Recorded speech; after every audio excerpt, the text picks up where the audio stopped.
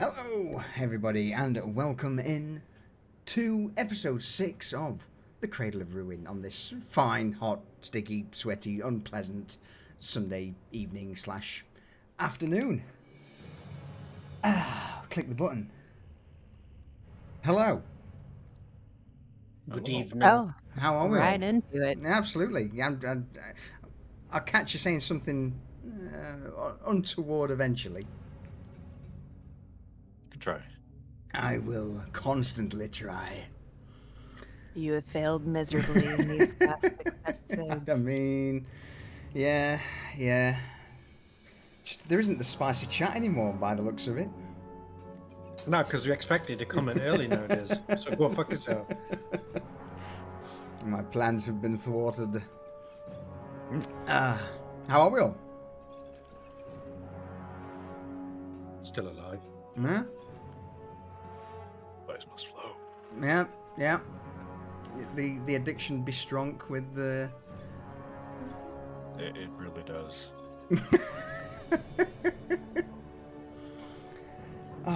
Do we not have quotes? We do have quotes. Good, excellent. Shit's still working. Yeah. Define spicy. In fact, go on, Eggle. What sort of spicy conversations have we had? Spicy conversations? You mean like, What now? I just got Vex asking define spicy. Oh. I don't know. No. We were talking about jalapenos once. Yeah. Yes. In fact, That's spicy. in that case, let's go to Thea. She's the best one for the spicy conversation starters. Listen, like, it's just because I have a creative mind and you guys start talking about something and it leads me down a path that's probably not where you guys were going. All right. Now we all know that's full of shit because all of your creativity come from ChatGPT. Okay. Yes. Wow. Yes, it does. We have to put a limit. Even more so now. No, we put a limit on that shit. Talk about addiction. You guys might be addicted to that game, but I'm addicted to me some Chat GPT. Dear me, it's the downfall of civilization. That is the downfall, I tell you. It'll be the end of all. Isn't that like a prequel to Dune? What she just said right there. I mean, you're not wrong. The thinking machines. It talks to me. It gets my sense of humor. jumps the robot. Okay. Yorick, save us from this downward spiral. No. At least recap last week for me. All right. Dog.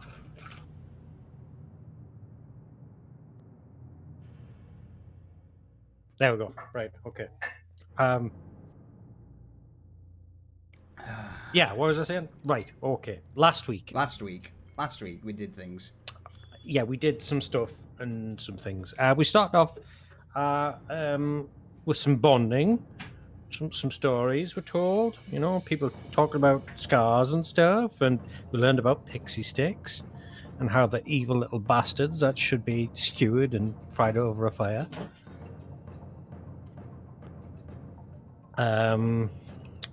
Grom made some cool Gandalf smoke images while his little dragon chased it. That was fun. And then it was back out into the wilds cautiously, as during the night there had been the sound of an apex predator, or 2 or 3 as it turns out. Yep. So with weary eyes on the sky, they headed onwards. And as they did, they came across a small herd of ember horns. I do believe Katrina got a shard through her hand because she tried to pet one. That was barb, the yeah. yeah, that was the The turtle-looking shits. absolutely. I forget what they're called. So I too am flicking through my my notes as to what I named those things. Well, at don't this feel moment. bad then. Yeah, don't feel bad. I've got everything nailed down apart from so like NPC names in the past. Oh shit, I need NPC names. I've got NPC names, creature names. Glassbacks. That's the one. Glassbacks. They were a mix between sort of obsidian-looking crab-like insectoid, where their back shell split open and they launched out these barbed obsidian-looking spines when startled. Sad day. Yeah. So yeah, we met some of the wildlife of the ash wastes. They're all fun in their own way, I guess. But what we did also find was the thing from the night. 3 manticores. A family unit. Daddy, mummy, and baby. And they saw the group as, oh shit, well, they're smaller, so they must be weaker. Wrong, because the DM and everybody else rolled like shit for the entire Yeah, fight it was a slap until fight. something died. It was a slap fight. But Daddy did go down, and Mommy and Baby were like, ah, fuck that shit. Bad juju. Survival instincts kicked in, and they fucked off. Yeah. I believe only Katrina was injured during the fight. I don't think anybody else took any significant injuries. Although we did get to see fucking Gorilla Eggle fucking try and monkey smash everything, which was funny. Yeah, that was the highlight. I did monk shit and prevented a huge chunk of the You damage did. that I took. Yes. Monk bullshit. Go. Mm-hmm. But yeah, we won, and then after that, we got a new pet. As Yorick wrangled an Emberhorn, who was overly familiar and likes to snuggle, apparently. So we have a beast of burden for now. And now it's onwards to Lantern Deep. Absolutely. I believe we ended just after the fight against the Wasteland Predators, the Manticore Trio, with you continuing the journey through the Ashen Wastes in a southeast direction towards Lantern Deep. We'll pick things up after I've had a swig of the old rum. Take 2 swigs. I'll take You're 2 gonna swigs. need it. Okay. It's going to be one of those days, is it? Cheers, everyone. Just helping you prepare. All right. So, in that case, we shall bring ourselves back to the world map. With the corpse of the Manticore harvested, you spent a few hours just ripping out some of the more usable parts, tying them to the Emberhorn's back. Yorick, you spent a deal of time taming the beast. Is probably the best way of putting it. Yeah, but he was just weird and overly friendly. Yeah. More than anything else. So rather than a giant muscular herbivore that flees at the first sign of danger, you now have this giant muscular herbivore that follows you like a lost puppy. Yeah. And just as a reminder, Emberhorns are... this one, if I remember rightly, was more of a of a young adult, a Like- juvenile. Yeah, like an adolescent. Yeah, it wasn't fully grown. Fully grown, they can get anywhere up to 8 feet tall plus, rippling with muscle, red skinned. The giant horns that seem to curl from their head are black in nature, hence giving them the moniker of an Emberhorn. And due to the effects of magic going wild in this world, there are times where you would have seen some of the Emberhorns would have glowing red eyes, perhaps a trail of smoke that emanates from their nostrils. They are intimidating creatures, but powerful. And as a beast of burden, you continue your trip through the Ashen Wastes with the parts of the Manticore now over the top, your backpacks also hooked on, and it seems not to care. In fact, for you, Yorick, I dare say it's almost pleased.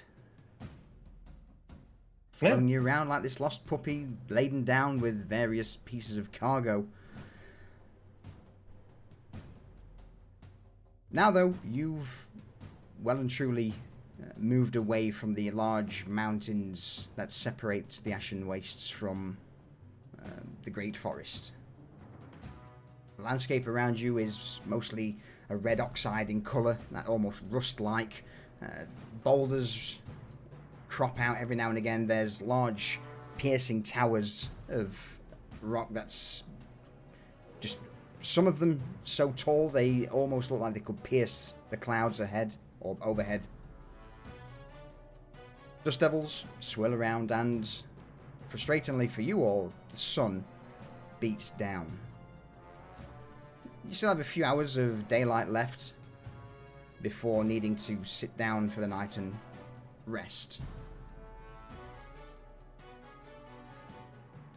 Is there anything in particular you folks are wanting to do on this last leg of the journey before you get a chance to sit down and have a rest for the night?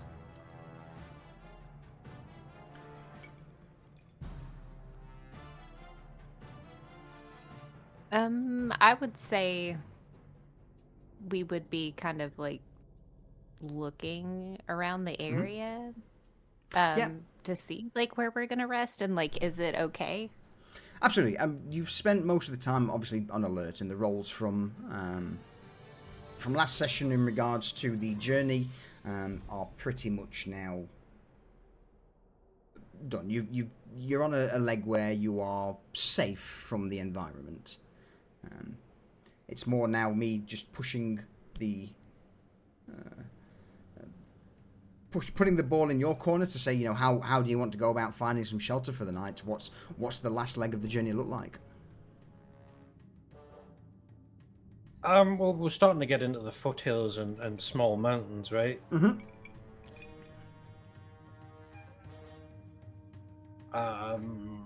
So we might look for either a cave. Uh-huh. Yeah, probably. Yeah. Maybe Oh, a cave, or we might actually construct a small camp. You tell me. Tell me. As I say, no rolls required. This is entirely down onto your narrative, how you close the day out. I'm gonna go with we make our own encampment in like a valley that's got like a fallen rock that's kind of just fallen, because we couldn't find a cave big enough to fit the Emberhorn, and every time we're like, yeah, this'll do. We just get the puppy dog eyes. The horns stick against the side of the yeah, and he's just like the entrance. oh. All right. So we forgo a cliff for like an overhang. Yeah. That's sheltered. Excellent. Doesn't take long for you to find a place to rest. Again, bumping into some of the old caverns and caves along the way. Realizing the Emberhorn won't fit, you find an overhang on one of the rock spires that litter the Ashen Wastes. Here, I dare say you begin to set up camp. Remove some of the baggage from the Emberhorn, things such as your bedrolls, a bit of food. what are you all up to? Is there any sort of camp activities people wish to participate in?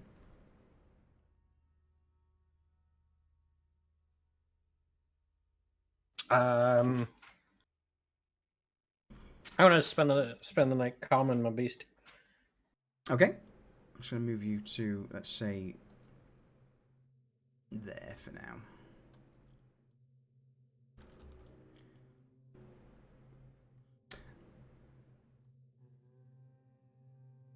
Oops, I completely forgot to put on the little pusher downer for chat. But yeah, so Yorick, you take time to care for your beasts or animal companions, offering a kind word or simply being a reassuring presence. You can care for a maximum number of beasts equal to your wisdom bonus, which that doesn't really kick in because you've only got one beast of burden at the minute. But until your next long rest, the beasts you tended to have advantage on saving throws against being frightened, and you have advantage on animal handling tests when instructing said beast. So what's you say tended to it? What exactly are you doing? Paint me a picture. Well, after a long walk, I'm just like, he hasn't eaten today, so I go out and find like a patch of that, the red grass that they graze on, and I just come back with loads of that, and like have him settle down, and I use him as a windbreak for us as well because he's fucking massive, so he's ideal to just lean against and use as a windbreak in this valley. So yeah, and I just gonna like give him chin rubs and just talk to him like a pet, like, oh, who's a good boy, who's a good boy. All right. What are the rest of you up to? Is you find this overhang to set up camp. Yorick's out collecting grass for the new beast of burden. I guess I'll go next. I'll do some camp crafting. Okay. And of course, I'll have to go out and probably gather some resources for it. But what I want to make is kind of like you would call it, you know how they used to like have those gurneys and stuff that they would kind of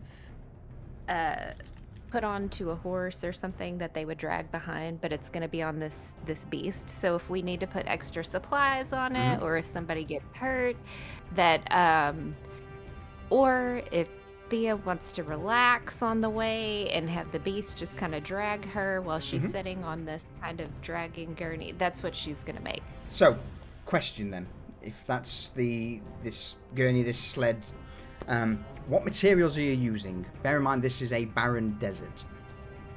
Yeah, so she's gonna find whatever sticks that she can and grasses. Like she's gonna use those grasses to kind of weave like rope and to make like a little like hammock type thing out of it.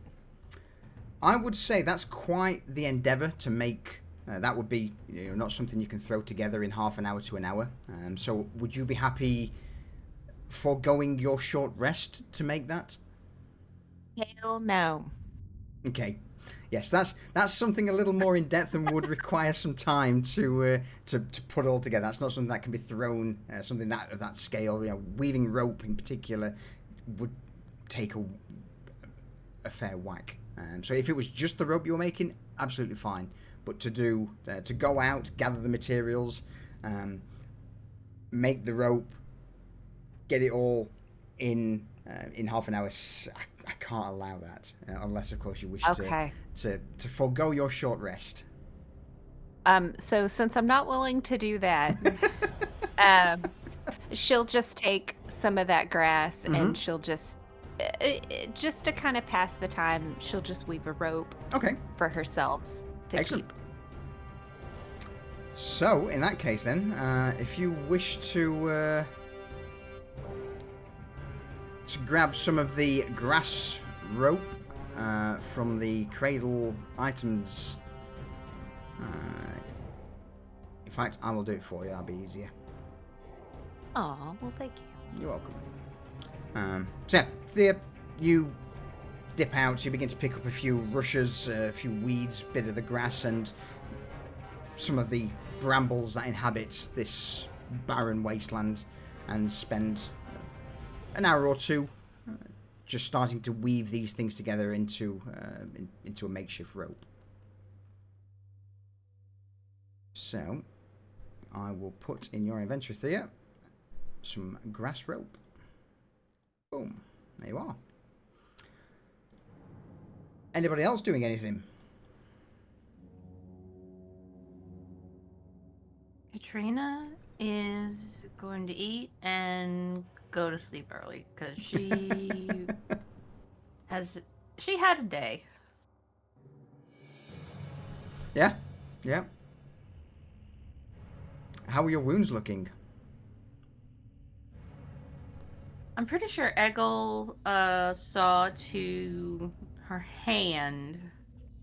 I guess she would check in with him before she went to sleep just to check her over. She's definitely has some slash marks on her, I would say, arms, where the Manticore had a good time. Yeah, trying to take a chunk out.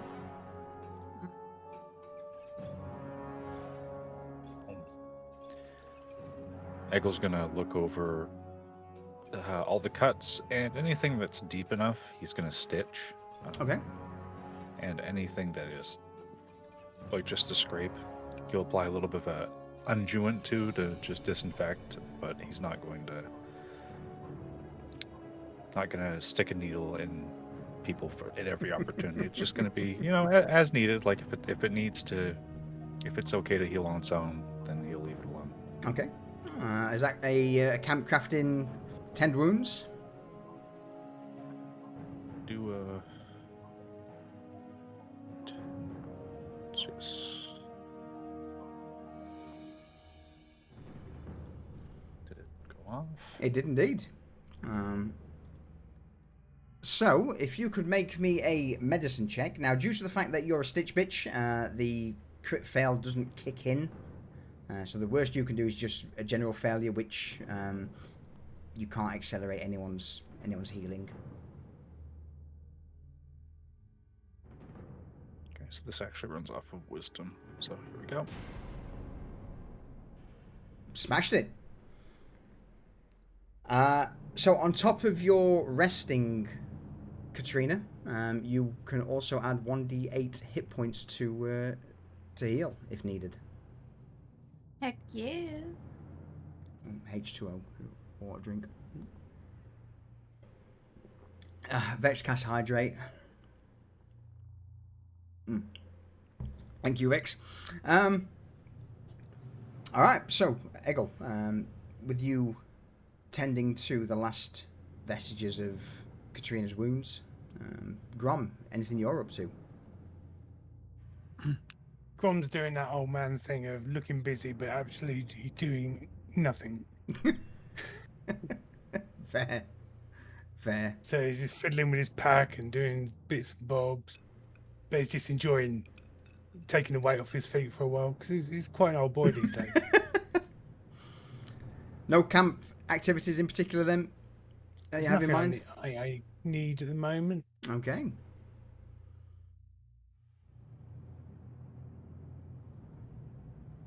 My guess then, since no one's said otherwise, is you set up a fire, cook food, eat, settle down for the night. So if anybody wishes to take a short rest, now's your chance to do so.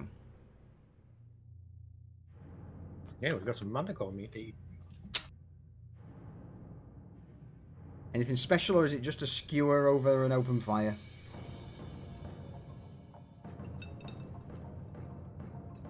I mean, it's no pixie stick, but yeah, just a skewer over an open fire.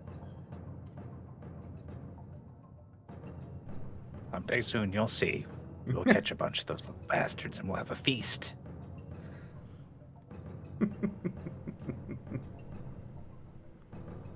I look forward to it.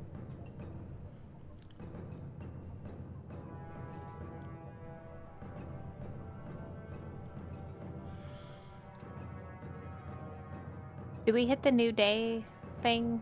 Yeah, On it the will be short rest? absolutely Okay. short rest is a new day.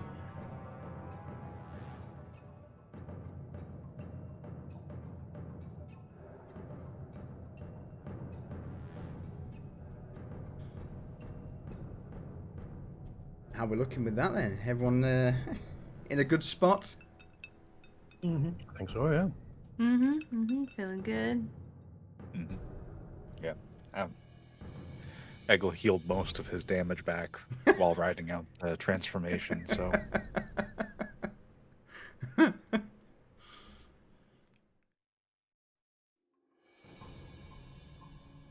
You all begin to settle in for the night. The Ember Horde, does it have a name yet? It does. It is now called Bonds Bonds. because he has a massive head. Massive schwad. Giant noggin. Huge Bonds. Yeah. Alright. Roll me a Constitution saving throw, please, Yorick.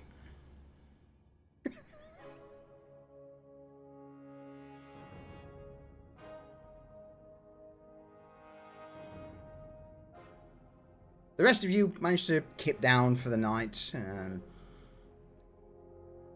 The wind whistling through the stone pillars occasionally rouses you. One or two on watch. You see nothing, no movement. The moon high in the sky, casting its bluish tinged hue across the barren waste, gives you a pretty solid look for anything coming, but it's luckily another quiet, peaceful night. Yes, granted, there's the odd call of some wasteland predator screaming every now and again, but you all managed to kip down. Yorick, eventually by the time you get to rest, Bonce decides to snuggle up with you and is a little too familiar, to the point where at one point you wake up gasping for breath with the upper torso of this Emberhorn splayed across you. With a hefty heave and a push, you manage to roll it over onto its back. It doesn't stir, it doesn't move, it just continues to snort and snore. Stupid fucking animal. Close call. Eventually, though, the sun does indeed begin to rise over the horizon. Sky turning from its inky blue to rather angry crimson red. Not many clouds in the sky. And just as it begins to peak over some of the mountain, in fact the horizon wouldn't be mountain ranges, it would just be wasteland. As the sun peaks over the wasteland, hitting you all, morning arrives. Any specific preparations that anyone wishes to do for the last stretch of the journey?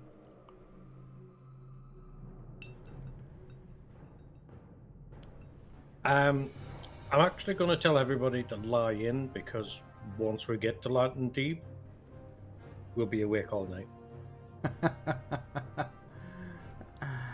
Okay.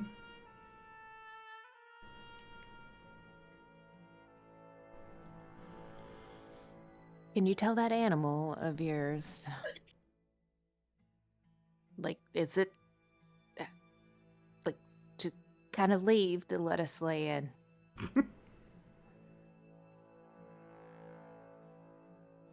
Yorick's going to turn around and look over, and his animal is still flat out on his back with its feet in the air. Like, other than a swift kick, I don't think he's getting up. So Thea just rolls over and just puts her arm over her ear. And it's able to block the sound out.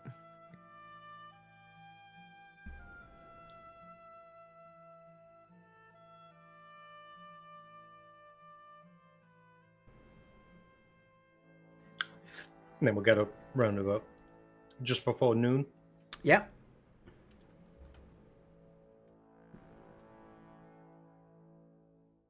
All right, come on then. Time to shift off.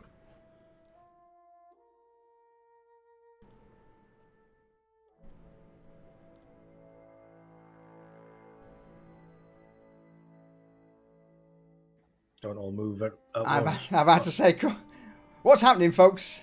What's happening? Eggle is going to be has all of his stuff ready to go, so he'll just stand up, get out of his little corner, Mhm. and dust himself off, ready to go. Katrina was already up and packed up because she went to bed early, so she was up and ready to go. You'll find Thea putting stuff on the animal. Mhm. She's going to refer to it as the animal and like glaring at it the entire time. You're met with the wide eyes of the Emberhorn. Tilts his head. Patters up to you. Gives you a lick on the hand. Yurik, What? I advise you to tell this thing that I'm not happy with it, that it might need to keep its distance.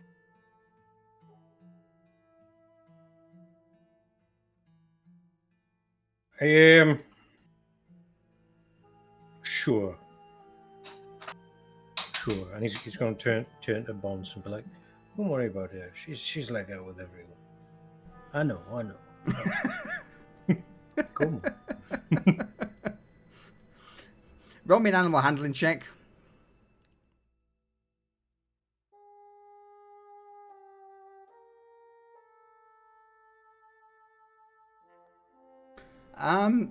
Fucking hell. There seems to be some primal bond that you share with this beast, and granted, you get the impression that it doesn't really understand what Thea's saying by any means, but the friendship and the warmth that you're showing it just nuzzles up against you, Yorick, before turning its head towards Thea, and slowly once again begins to lean in, this giant red tongue slithering out of its mouth, coming towards your arm. She's gonna try to. You know that goat meme where it's like. Gotcha.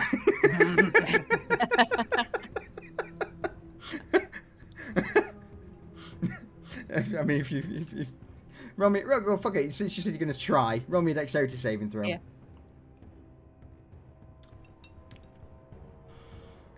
Yeah, we all know the goat meme where it's just flicking. Oh, go on. What happens there is this tongue starts flicking towards you. She's just gonna kind of like flinch back Mm-hmm. with her arm, and kind of do a dance, like she's kind of spinning around, and then gets up in Yurik's face, says, "I told you. It needs to mind its business and to stay out of my space." What's the matter? You're not used to having friends? I don't particularly like being licked in the morning. That is probably why you got a face like a sourpuss. I don't know what that means. Not one. Ask your mother. And I'm gonna walk away with it. Inborn. That kind of leaves me speechless. I don't even know how to respond to that. Oh dear. Whilst this is going off, Eggle, Grom, Katrina, what are you up to?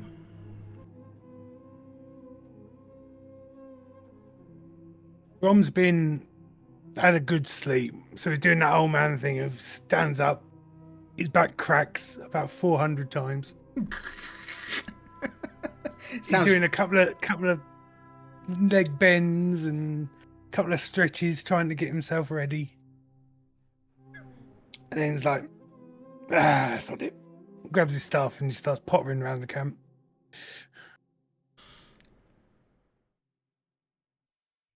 Eggle is arranging his glass vials and everything in his bag again, including the one potion that he has that's just the rancid green color, like it's like luminescent. The one that he drinks, in times of emergency, and he's just gazing at it a little bit too long. Got a little bit of a Jones for it, but he just closes the bag up and all right, best be off then.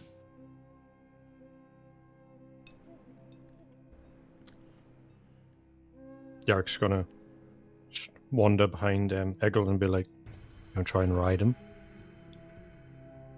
No. If it could pull those wings, that'd be best. And I can walk. I mean, okay. Suit yourself. It'll be worth it, Yorick. Gonna have manticore wings to fly on. You watch. Wait, you're going to fly? That's right. Gonna turn that wing into a thing. I'll just soar through the sky.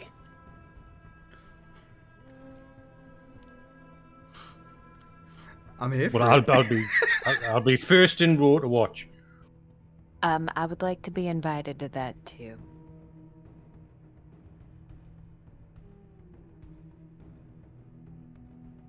But wouldn't that be kind of dangerous? Shh.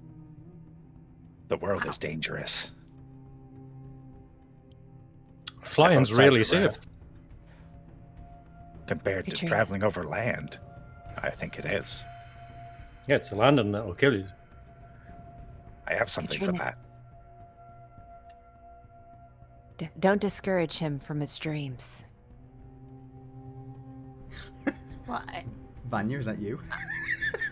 I would never discourage him. I'm just worried about his health and safety. I mean, it would be terrible to die in the same moment that you achieved your dream. No, that would be the perfect time to die, because then you have no more disappointment in life. I don't understand you, Thea.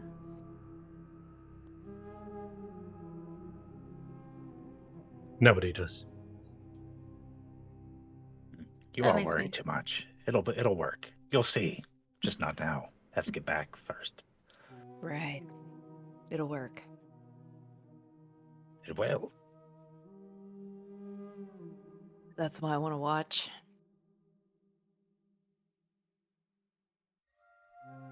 And All right. Katrina just gives Thea this side eye, like, sure, that's why you want to watch.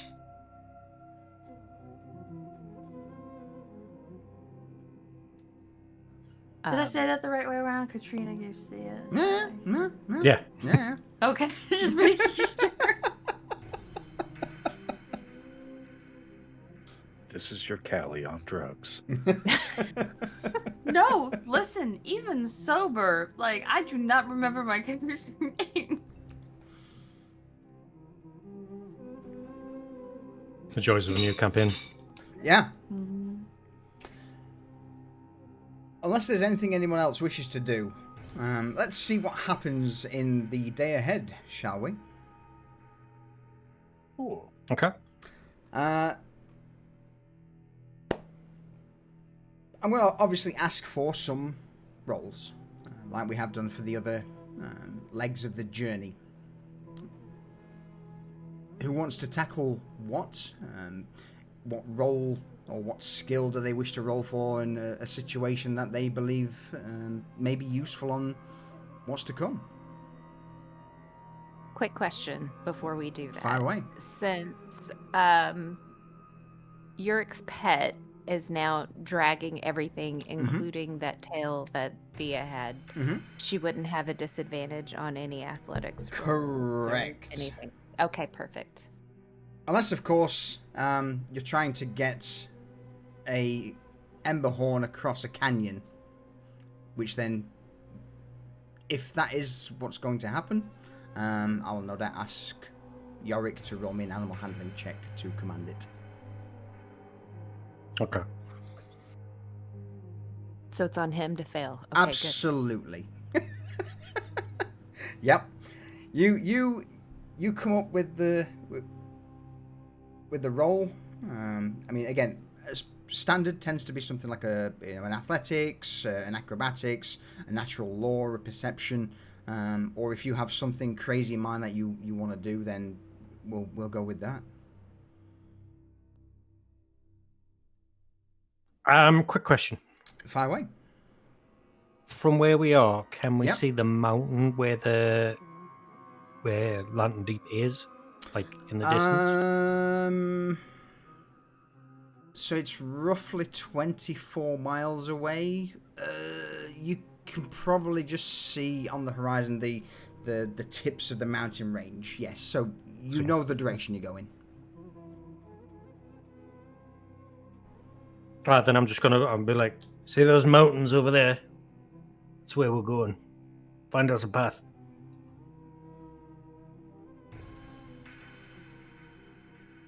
You're gonna take this thing on there? Yeah, I mean, it lives in this area. In fact, it's probably better than you lot at Yeah, climbing. yeah. It's like a giant mountain goat. So it doesn't need to be a big path. It could be just a path. Maybe it should lead the way, right? Why? It doesn't know where we're going. I mean, you can point it. It's only one way to go up. Are you wanting me to find the path? Sure. Okay, Thea's gonna look out and see if she can find a path. All right. So you're going perception by the looks of it. Shit.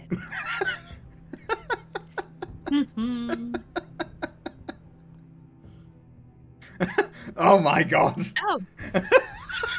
A 19? Okay. Yeah. Thea, you end up taking the role of lead pathfinder for the journey ahead. What sort of things do you see? What obstacles do you overcome in the day's journey ahead? So she's just kind of, hyper focused on the path ahead, and she's gonna take and find like the routes that are gonna be that aren't gonna piss her off. Basically, like you might have a boulder or something that they all need to kind of step over, and we need to help the animal across. But it takes everybody to it's like lifting some like maybe we're just kind of like it's getting there, but we're all kind of behind of like kind of pushing the thing through. But for the most part, it's not too intensive. But oh, go ahead, Katrina. I'm imagining Rom standing behind the group, shouting directions as we're trying to get this ember horn over the boulder. That's just the mental picture. It's like a valley, going. Couple of boulders that lead up a cliff, and you just Yorick at the back pushing it up. Grom shouting directions, that sort of affair. Right hand down. Don't cup it there, trust me. And Thea yelling back at him.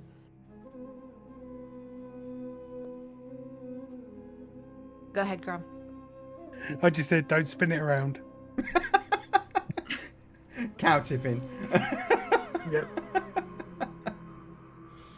Alright, so yeah, you eventually reach part of the foothills where the terrain seems to turn from just oxide-stained wasteland to more of a craggy, boulder-like valley.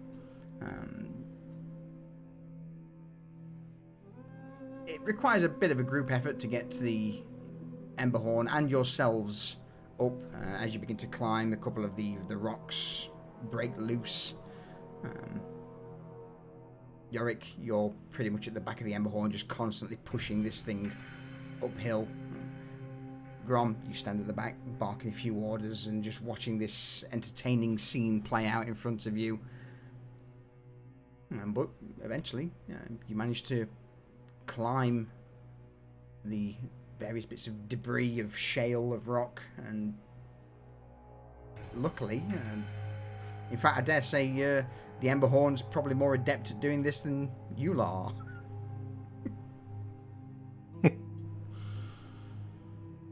What are the rest of you up to on this journey? After we're over that rough part of the terrain, Katrina's gonna start sharing like some of the cultural information she got from Varn when she was talking to him about Lantern Deep, some like their ways. Just to be aware, you know, while we're visiting, there are a few things that are important for us to know. You know how we are all completely silent at nighttime. They basically do that all the time. So like talking in a loud voice is like rude, and she like looks directly at Thea when she says that. And then I don't talk all the time. I don't know what you're talking about. of course not, sister.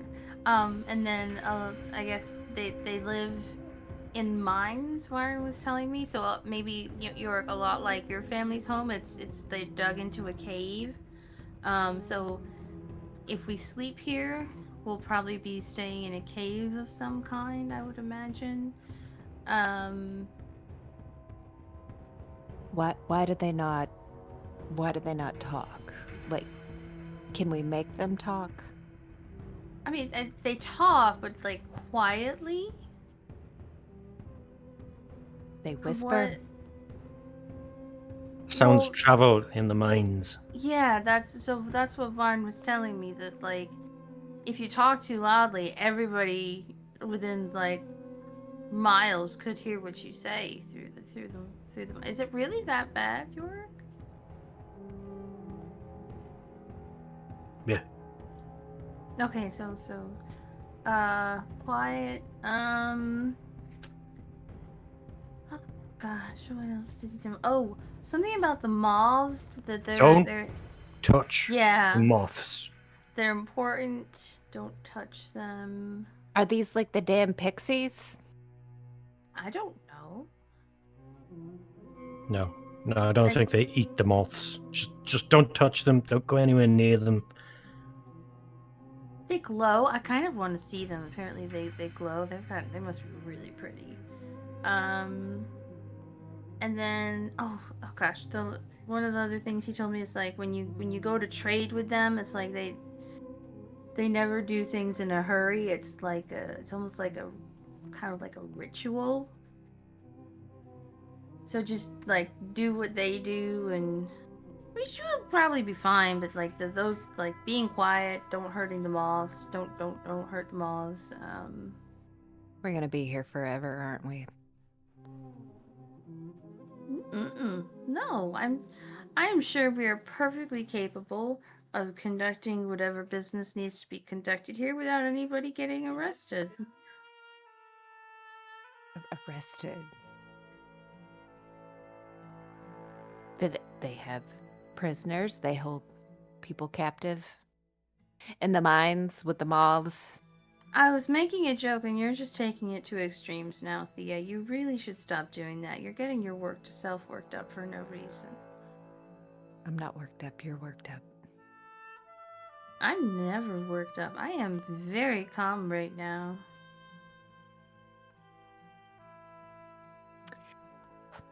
Okay. Anything else that we need to know about your moth cave silent bullshit? Not silent, just quiet. Yes, quiet. I will speak in a whisper now. Good.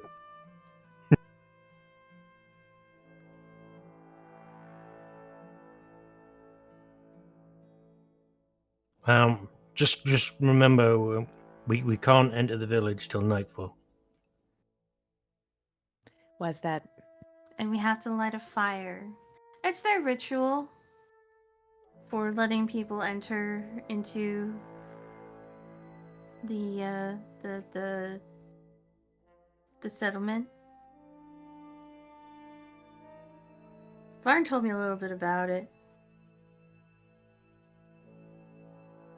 It's called the lantern, right, or something along those lines. I don't know where it came from or how it started, but it's their way. Same as we have ours, they have theirs.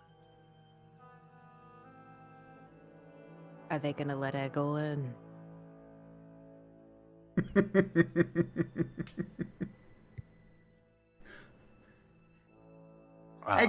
Eggle, what's the dwarf and goblin relationship like in this world?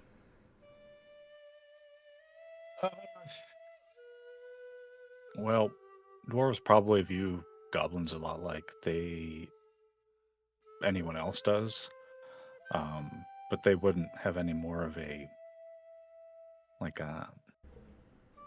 Hostile they disposition? don't have they don't, they're not innately hostile. Like everybody distrusts goblins, but like it's the same thing as like dwarves aren't necessarily going to be entirely anti-orc, because just the world has completely given way to like the old prejudices, and now it's like a new paradigm where it's more like about where you're from and who you're with than what type of humanoid you are. So they'll be suspicious of him, probably, but everyone is, because goblins are Little shite bags. They are, and they're opportunistic. They're scavengers. They're like, if you see them in the wild, they're probably little more than apes that can talk. They're they're just shape eggs. There you go.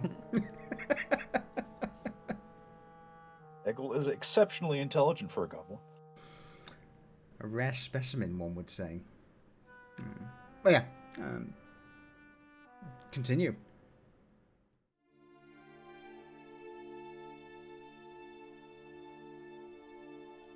Quick question. Yep. Is there a lantern there?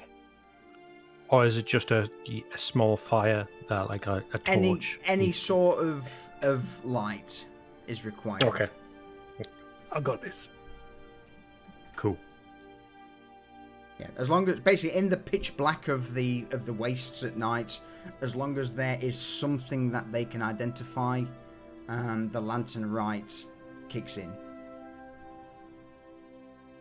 So it doesn't have to be a lantern. It can be a campfire. It can be a torch. It could be something completely different. Just as long as there is a source of illumination in the darkness at a designated point, they can identify.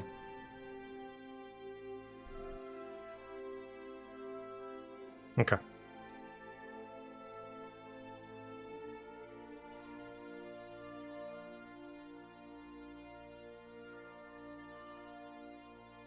So I'll just let everybody know that. Alright, when we get there, we'll wait for pitch black, not like dusk, but actual darkness. It'll look abandoned, but don't worry, there's always somebody watching.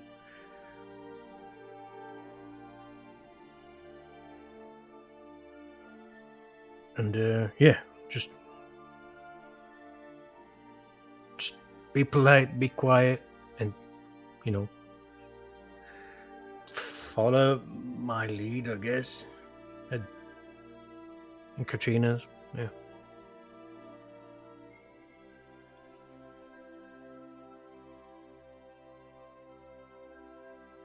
Any questions?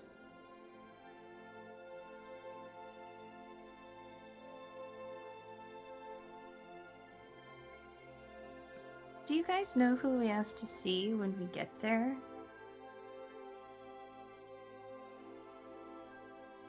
Probably just the village elder. I don't remember his name. Just say the person in charge.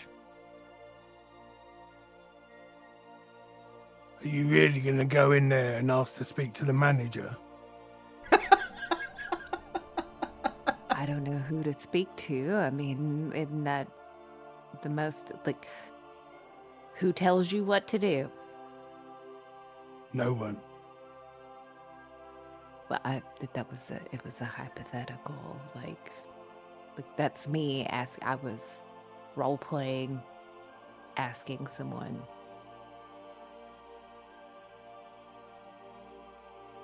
Not you, like in Lantern Deep.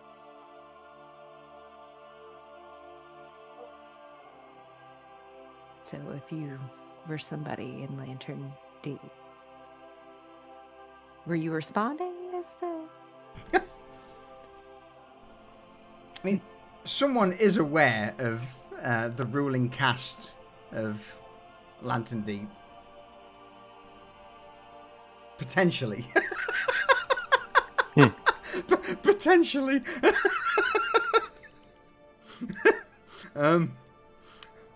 Or maybe not. I don't know. I've never left Hollow Rest before. Yeah. I think someone who rolls some dice may or may not know. Katrina. You know, you have all of this knowledge. I mean, surely you know. Sorry, I was thinking about moths. What were we talking about? We're talking about who do we talk to whenever we get there? Oh, probably the council. Okay, they have a council. Wait, is that what he called them? I think there's like 7 of them.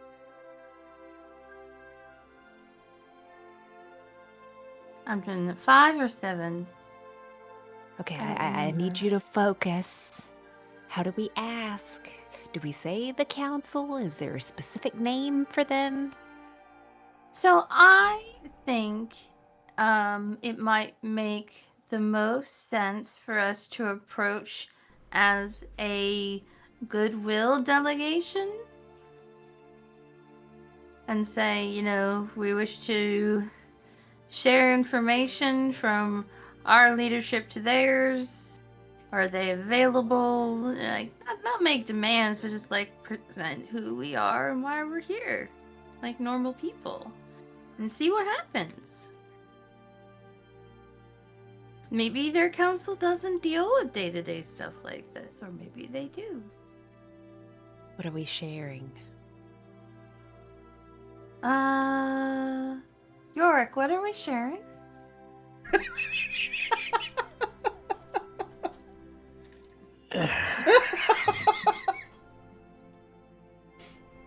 I only got there at the tail end of the conversation you guys were having, and then I got distracted with food. Right. We're gonna ask about this the growing darkness that has been seen. That's not sharing. That's asking a question. Do they expect us to share something in return? I don't have anything, Yurik. I have nothing on me right now. I mean, do they want knowledge? Maybe our services. I don't know. Why are you so stressed about this? Just take some deep breaths, Thea. It's all I gonna don't- be fine. What if they want something? I have nothing. Grom, do you have anything? Eggle? Did you bring anything? I could barter a flying thing for them. Yeah. A flying thing? I thought you need the... You were gonna fly yourself with those wings. Why would you... Well, I'm sure that if I could fly with it, they'd want to fly with them. That'd be something. Flying dwarves. God's sakes. Well, the bird said something about this area. If that's true, then they might already know something. There might be some concern, and maybe we can Work a deal. precisely. We can always use their resources. It's not like we have vast mines. Maybe some better tools for you and the laborers, and who knows. But we gotta talk to them and see if what the bird said was nonsense or if it was real.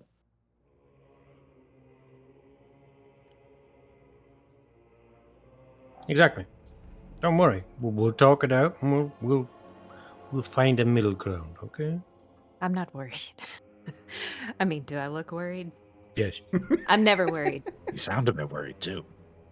I mean, Bit shaky, uncertain, no, unsure. no. It's Katrina. Like, she speaks and she's not literal. I don't know. I can't. What about me? You just don't. I need facts. I need to know what I need to expect when I get into these things. Dwarves in mines. Rock and stone. Yeah, rock and stone. And I have to whisper, and I've never whispered. Never know. You I might can get might get a new weapon, no? They do metal work, and Yorick's gonna pull off his great sword and be like, "I got this from them last time I was here, so." Looks like they could probably touch that up for you. Yeah, it used to be sharp. Oh, do they sharpen things? I would imagine so. They are craftsmen first and foremost. Like Varn. If Varn is the one that left, imagine what the ones that stayed are like. Terrible, then.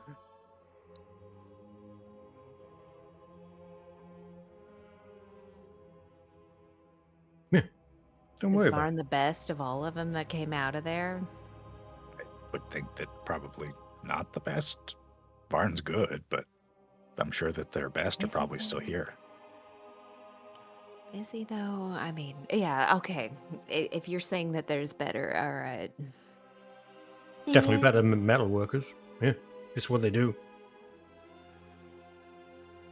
Yeah, just relax and go with the flow, and we'll figure it out. I'm relaxed. Okay. If you say so, I believe you. Just calm Rob? down. Your asshole is so tight I can hear it creaking. Okay. Grom, Like a what are spool your of thoughts thread, on it all might this? just snap. And then what would you do? Listen, this is years of farming. I don't know what all you. I mean, if you would get out and farm sometime, yours would look like mine. Anytime now, that drawstring's going to go in your purse, it's going to come loose, and everything's going to spill out. Grom, I'm tired of this conversation. What do you have? The bones sent us here for a reason. I put my faith into the bones.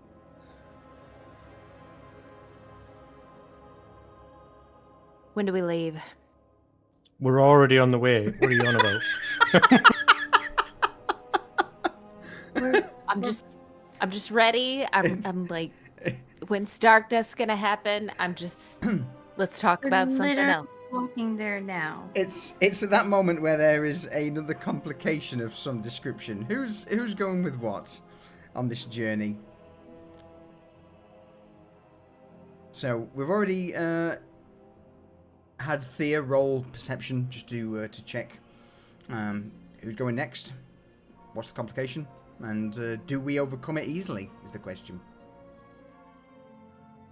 Or shall we? In fact, shall we call a quick refill there? Yeah, sure. Yeah. Okay. We'll call a quick refill and then we'll come back to it. Oh, dear me.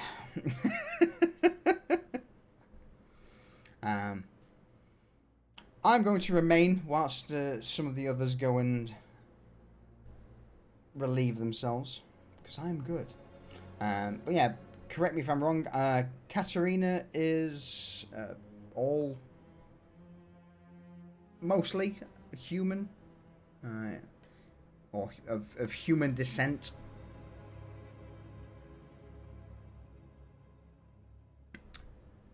But she does indeed share the same mother as Thea.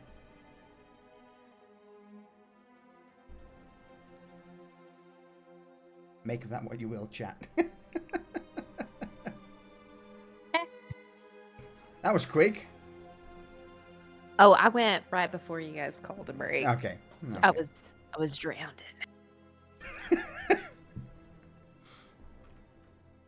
Take a moment to hydrate again. Well, Vex, thank you for the 30 bitties for the hydrate emoji. I appreciate it. Well, since we're on break, hold on, I'll be right back. Hey, Spit Viper. Corvin, how are we, good sir?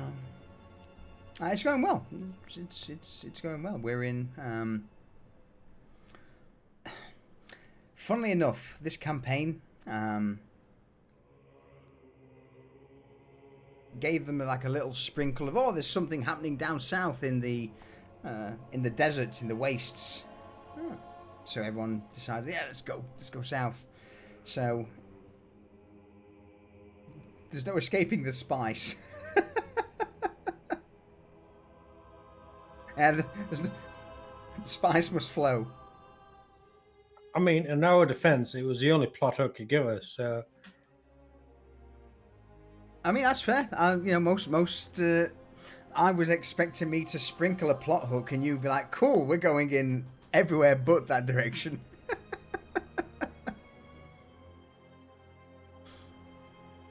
expect the unexpected. I mean, yeah.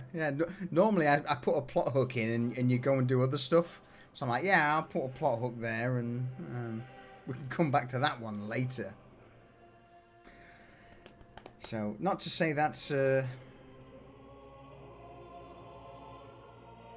DM's had to expand on an area he wasn't expecting them to be in yet, but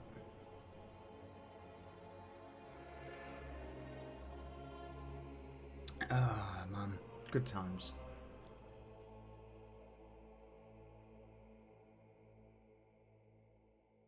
Main thing is, is everyone enjoying the new setting so far? It's definitely something different to what we've done in the past. I'm enjoying it, but I need to slow down, or we're gonna have a was that a black mark session where I put myself to bed in the middle of a. Is someone experiencing a redo of the sink moment there? No, well, we had multiple times where I had excused myself from D&D. And I'm trying. I haven't done it since. It's been years. Yeah, it has right? been. It has been. Yeah. You've not got White Girl Wasted in quite a while. I know. We're only an hour and 15 minutes in, and I just made my third drink, so I need to calm down. So everybody, if Thea randomly disappears, we know why. Let's get wasted. And it's vodka too, so it's not the claw, so it's gonna hit pretty quickly. I won't let it happen though. Okay, good. I won't let it happen. So yeah, obviously, we're not a professional stream by any means. We're here only to have fun. So for those who do eventually watch this on YouTube later, I will reiterate, this is not a professional stream or a professional made thing by any means. We're here purely just to have a good time. Says the man most of the way through his rum. All right. Are we all good? Yeah. Yeah. Excellent. Excuse me. So, the next tribulation that occurs. Who wants to roll, and what are you rolling?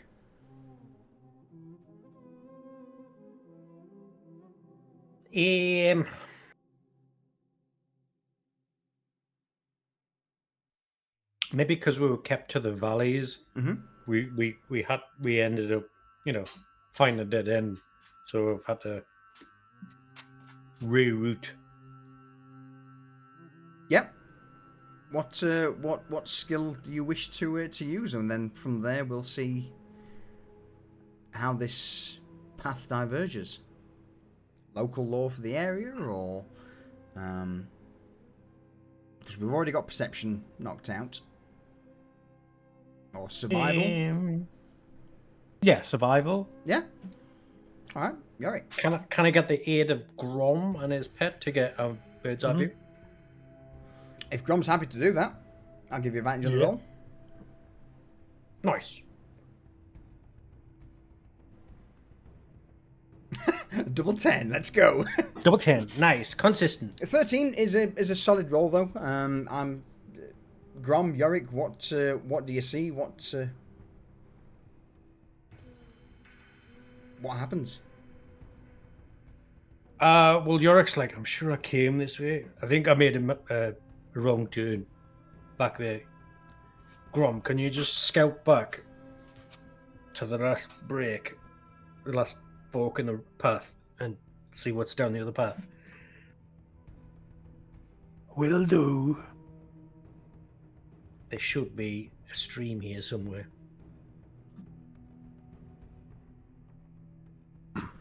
Rune can see a stream leading to a path up.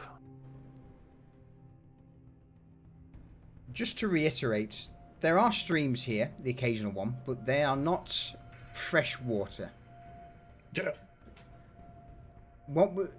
Judging by the world in this state, what would you say the streams here are made of? Probably small lava flows. Yeah, absolutely. Either small lava flows or highly acidic water. Sulfur water. Absolutely, yeah. Sulfuric acid. It's certainly not drinkable by any means. Watch out for the geysers.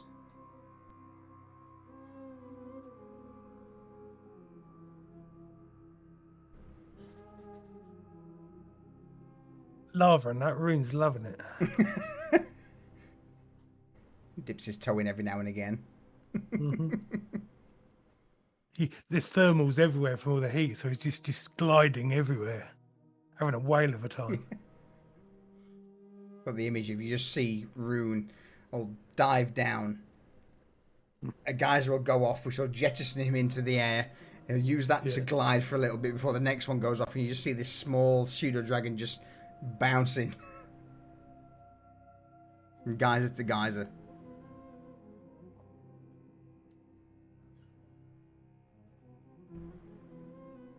Anything else you wish to add to this as you begin to backtrack and take the fork?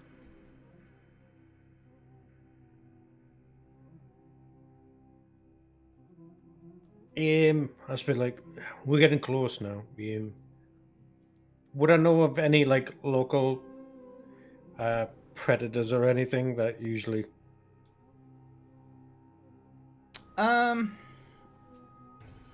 The only thing you would really know is that, with that roll at least, the wolf-like hounds seem to patrol in packs here, in the foothills, but typically they tend to stay closer to the open wastes than deep into the craggy areas, so it's mostly natural hazards around this area that are problematic. Okay.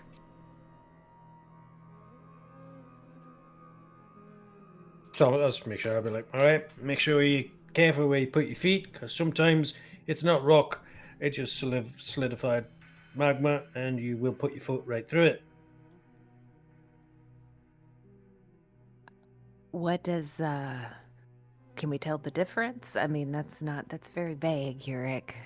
Sometimes you can't tell the difference until it's too late. So just be light on your toes and be careful where you put your feet. Well, that's real freaking helpful. Everyone roll me a dexterity saving throw. This landscape is shale-like, to the point where a lot of the rocks seem to... Half of them are a reddish, orangey colour, other ones black like obsidian. And you are all Gucci. Grom does a somersault. Yeah, there are the odd time where some of you would feel some of this obsidian start to crack beneath your feet, but with Yorick giving you the heads up, you grab onto either a bramble or another piece of rock or a boulder to steady yourself to stop it from completely shattering beneath your feet. And there is one moment where the obsidian cracks completely away, revealing a large pit for... In fact, since Thea mentioned and opened her mouth, Thea, you would see as you step off this obsidian, it breaks away, crumbles like black sand beneath your feet, and you would just see this 20 to 30 foot drop beneath you. The foothills of the barren of the Ashen Wastes seems to have these small cavernous areas or caverns that, for the unwary or the those who aren't perceptive enough, could easily just fall and break bone. Sure, there's right here. This is what you're talking about. It's right here. Avoid this. You're highly strung to death there. Calm down. Nobody fell. Well done. No, I mean, nobody fell because I told them that it was there. It's all right. My eyes aren't tattooed on. I mean, if you were a little bit more descriptive about what it was and that we could fall in a freaking pit to our deaths. Yeah, well, sometimes those pits are full of lava too. Yeah, like, but you didn't say that. You I just said said be careful where you walk. You may step on some freaking lava. You didn't say if we were gonna fall into a fucking pit. I mean, it doesn't matter. Either way, you're fucked.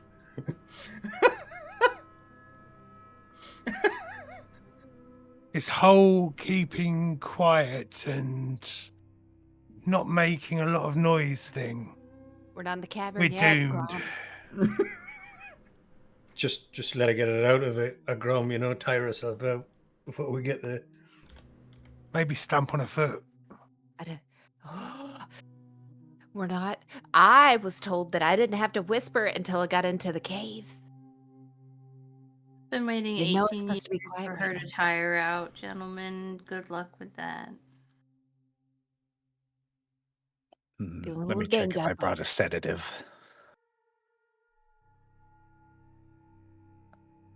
You know what? Do you? I'll just kind of climb on the back of what are you calling your animal, Yurik? Bunt. Cunt. It's not what I said at all. Did you say bunt? Bunts. Bunts. Bon. I'm gonna Not need bun. you to spell that. Bonce. Bunts. Like balance. Bonts. I heard a T.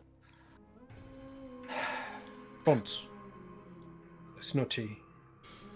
There's a screech in the air, and a couple of about a mile or so away in the air, you begin to see a flock of harpies making their way through the air. So look what your fucking landlord's done now. They don't see you, I didn't- but carry on. It wasn't me. It's you. If you would have And told us. Eggle puts a finger up just over his lips. Thea's gonna hold her hand out.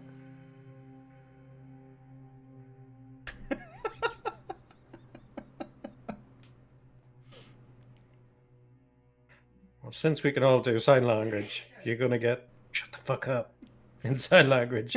Let's move. And she's gonna like kind of motion her head towards the hand like Eggle was supposed to give her something.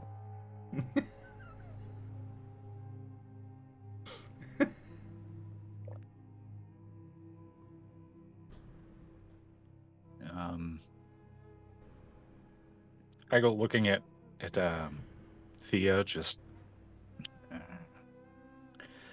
he's going to reach into his bag and take out a glass sphere and just hand it to her. She's gonna have a confused look. She don't know what to do with the glass sphere. And then Eggle's going to keep walking.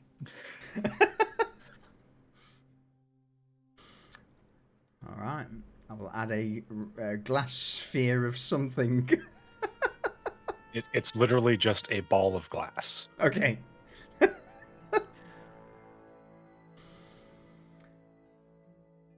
Avoiding the flight of harpies, or the flock of harpies, you continue up the incline into the foothills of the Ashen Wastes.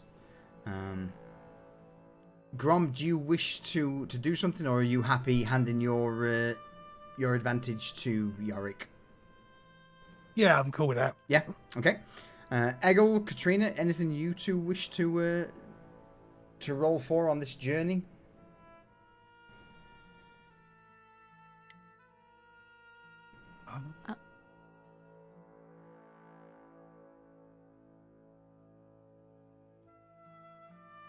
Go ahead.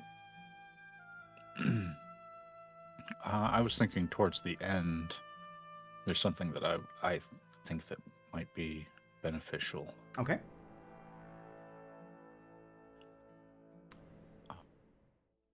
In that case, then, since I'll give you both a moment to have a think, because something else occurs during your journey. Eventually, as you climb the foothills, eventually reach somewhat of a plateau, leveled out ground. There's a few trails that you would start to see leading either up into the mountains or back through the Ashen Wastes.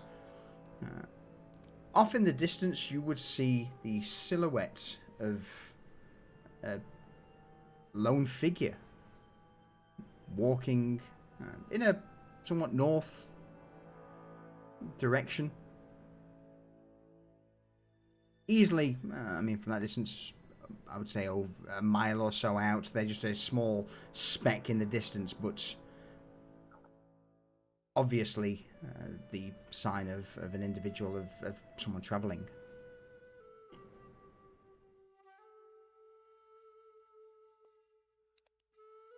Is this in the direction that we need to go? No, this is almost as if coming from the direction you were going. You're heading southeast, they're heading northwest. Wait, so we're on a collision course, are we? Unless you choose to hide, pretty much.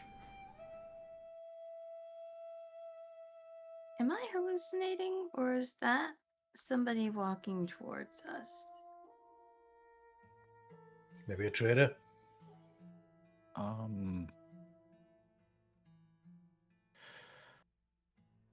It's very weird that there'd be a single person traveling, and also that we would see them.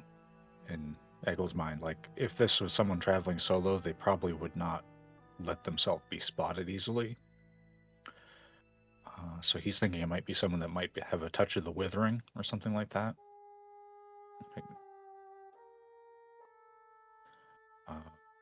So I'm trying to think. Maybe an insight? From a mile away, I mean, without even needing a roll, yes, this is unusual. Yeah. Did we send the bird? Well, one, Rune isn't a bird, and two, Well, what the hell? Like a... I don't even know what he is. he's a dragon. Well, like a... Yeah. He's got wings. They're all kind of birds, Just the right? harpies, manticores. Pixies. I mean, they got wings. They're birds, too. Speak thieves, birds. It's all good. Everything's a bird. If they can fly, it's a bird. The wisdom of Poultry. yeah. Cook it up, it all tastes the same. On hearing that, Rune breathes out a puff of fire and just sets the end of Theo's hair on fire. But You had that coming. he's a dragon, all right? He's a dragon. Can we send... Would that make sense? Do we need to get closer? What do we... Eggle, what do we need to do?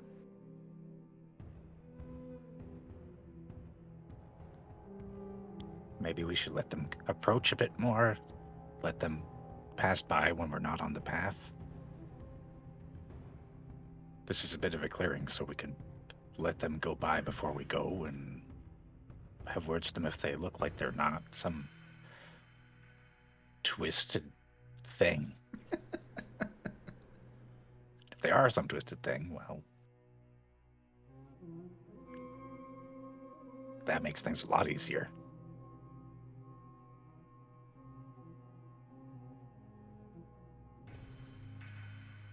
Hope for the best and prepare for the worst. Yeah, so Eggle's gonna look for a place to like sit along in the like it's a place that they could take cover and be able to surveil this person as they come off the path and into the clearing. If there's a like anything like a place where the rocks butt up or anything like that. Yeah. Have a bit of shade. Once they're settled there, Katrina is going to craft a makeshift torch, get a stick, ball some spare rags around the tip of it, and is ready to light it, but does not light it just yet. Okay. Through the heat and the haze of the ashen wastes, this figure continues to make their way towards you. The closer they get, the more you begin to see that it just seems to be a robed individual. Hood up, cloak dragging behind them through the wastes. At this point, they're probably half a mile away. As you settle down and begin to make your torch or your illuminating object. Anything else anyone wishes to do?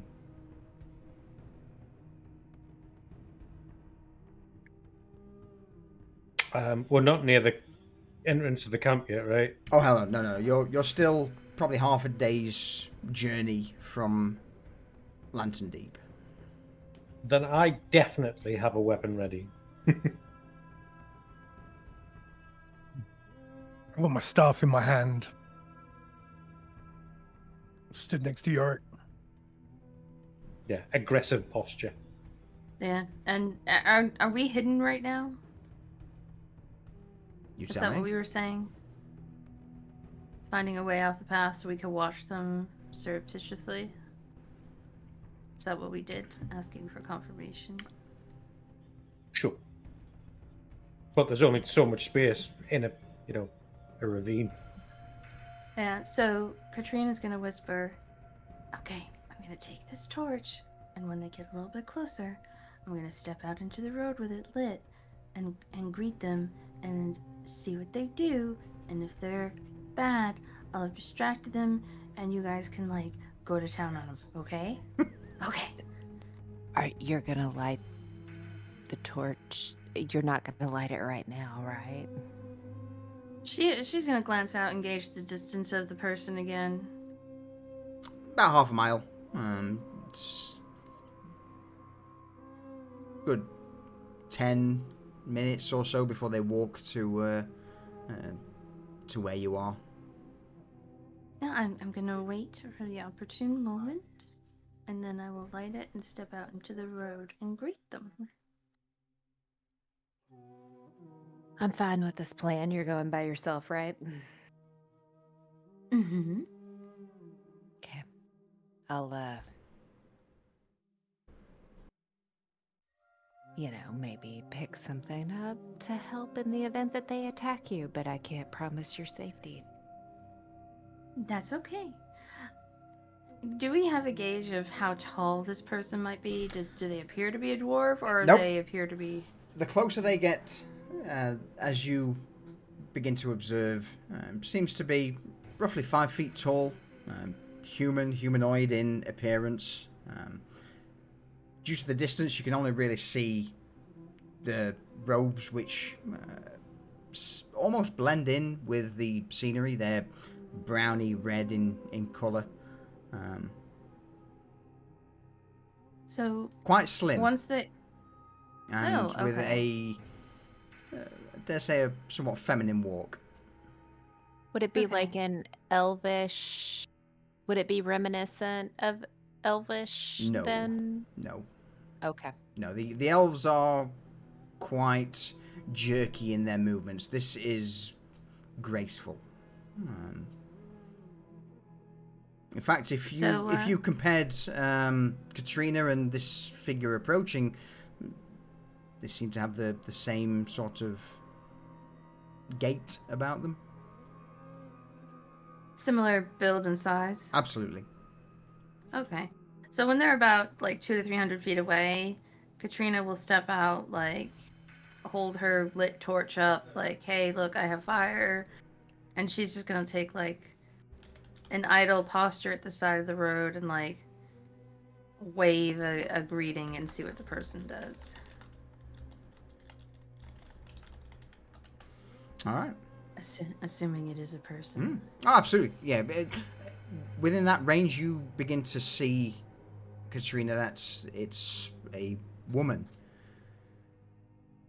Beige cloak, quite sand-coloured, but seems to be quite a large amount of jewellery of gold on her. And as she continues to walk towards you, more of her visage becomes apparent. You start to see scars across her, and she is youthful, perhaps even roughly around the same age as you. A hand raises in greeting, and as she gets within 150, 200 feet, you begin to make out a smile on her face. So, I would imagine Katrina is immediately distrustful of all the gold on her person. Having gold being a relative scarcity and barter trading the way it goes. Would she know, once the details of this one become more clear, would this ring any bells for her, like who she might be, or... Roll me a local law check, but the DC is going to be pretty high. I'm gonna set it at 18.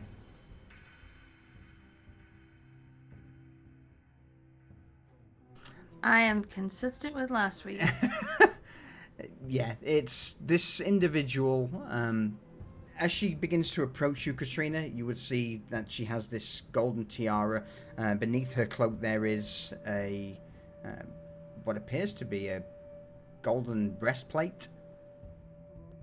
A multitude of rings on her finger, chains around her neck, all gold, and some form of either ritual or ceremonial scarring crisscross her face. But her hands are to the side, completely non-hostile. She just continues to walk closer and closer to you.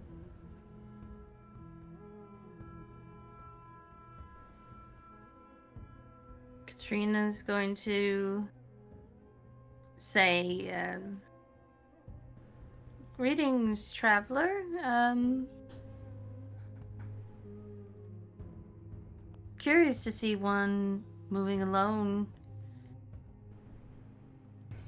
on this path. Are you in trouble? About 30 or so feet away, she stops, bows her head in greeting. Trouble? No, not at all, just traveling. Are you in trouble, by any chance? Not that I'm aware of. Our party was curious and cautious when we saw someone traveling alone in these parts, given how rare that is. Oh, there is no need for alarm. I mean you no harm. Does Katrina get the vibe that she really means her no harm? Roll me an insight check. What are the rest of you up to? Where are you? What's happening? Oh, there we go. Yorick's waiting for like any hand signals from Katrina as his hackles are raised, and he doesn't like nothing about this at all. You don't see solo people just wandering around out in the world, dressed finely. Yeah, this is all bad shit. I don't know what you mean. All right. Anybody? What are the rest of you up to? As Katrina's currently conversing with this individual. Same. She's just kind of. She's probably a little bit. Thea's a little bit more protective, like just right behind Yurik, just kind of, because it's her sister. It's like any indication she's gonna jump out, and she's gonna attack. So Okay. what does that not... I get to you in a moment, Katrina. Hold. Grom. Grom's leaning on his staff, trying to look nonchalant, but the skull on the staff is pointing directly at the stranger. Eggle, what about you? Eggle is actually going to walk out next to Katrina. Just, he's keeping himself like hunched over and playing up the, oh, I'm a goblin. And he's going to just stare at this person because they're very strange. Absolutely. And they're wearing a lot of jewelry and they have markings. So he is trying to see if the markings spur any kind of occult meaning to him. Sure, why not? Let's have a look. I think this would be a local law check.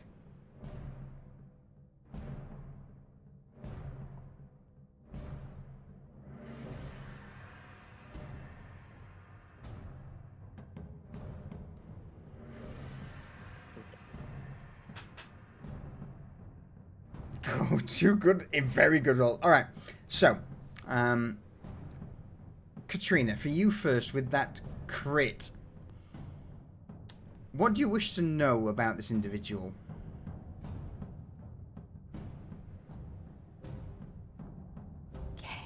Does she get a vibe of her intent? Like, does she give vibes of like, I'm gonna attack you or enchant you or eat you for dinner?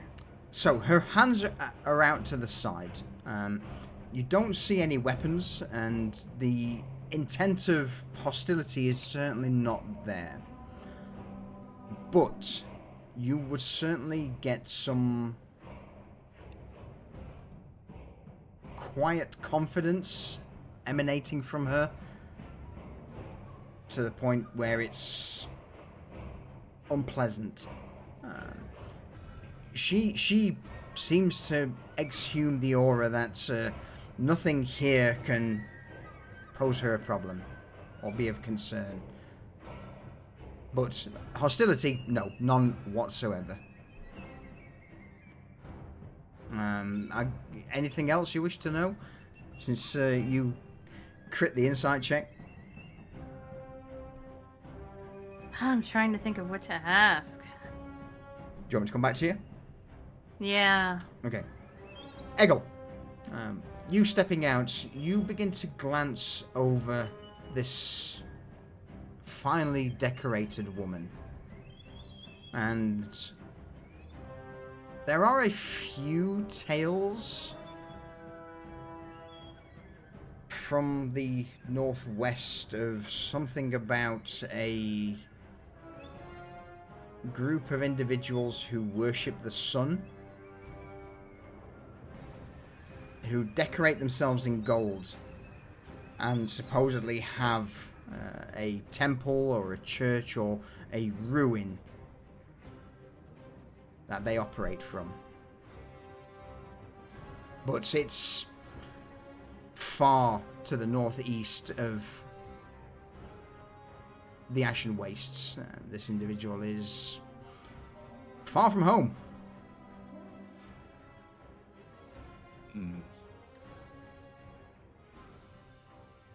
Does she look like she's all there? Like, does this look like No. a projected image of some kind? Oh no, she's certainly all there physically, but for an individual to be walking the Ashen Wastes, all there mentally is certainly a question. Yeah, she looks like an actual person who's just traveling the wastelands.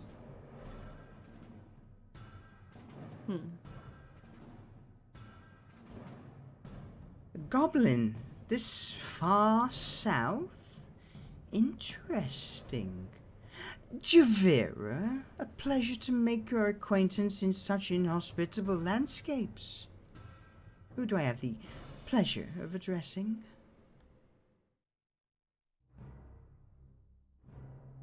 Katrina is going to push her cloak back in kind of like a nonchalant gesture, but but while doing that, make hand signs to Yorick that say, cautious, okay. Meaning be cautious, but she thinks it's okay.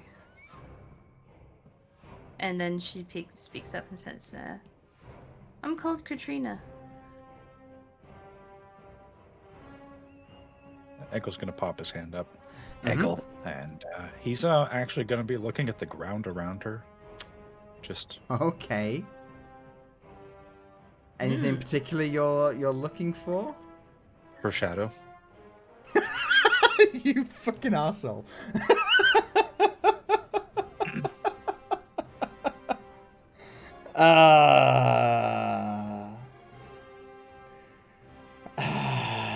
Okay.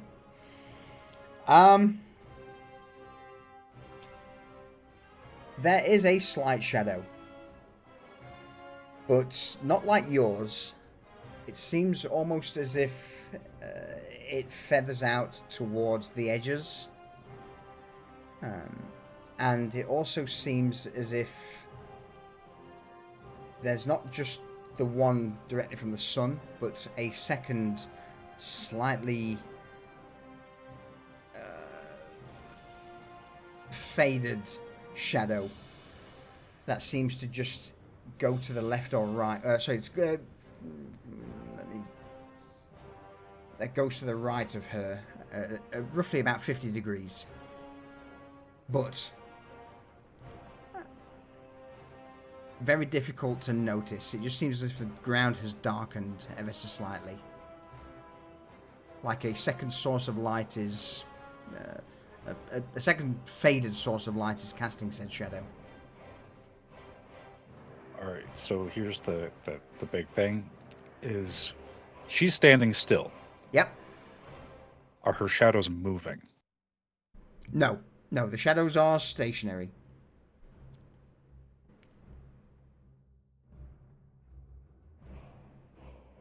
That last question for me. The scarring on her face. Mm-hmm. Does that look fresh, healed over, decaying? What are we getting from that? It looks to be fresh. Again, crit. Yeah, they are certainly fresh, but at the same time, it looks as if they were done minutes ago, tens of minutes, an hour ago. But they're not dripping blood. But they're not dripping blood. No, whatever wounds, if they were done previously, they've not healed, or they don't seem to heal. They just seem to be fresh, open cuts across her face.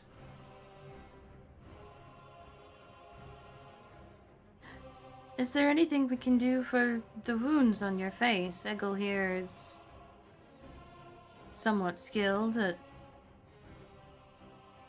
the medical arts. Wounds? These are not wounds, but I appreciate your concern. No, these are... Well, I've had them for a while. A marking of the sun. We all have them, the Ashen Priesthood. Does that ring any bells? Local law, DC 18.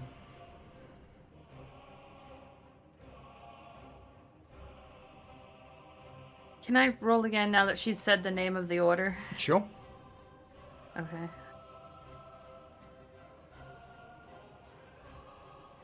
Sadly not.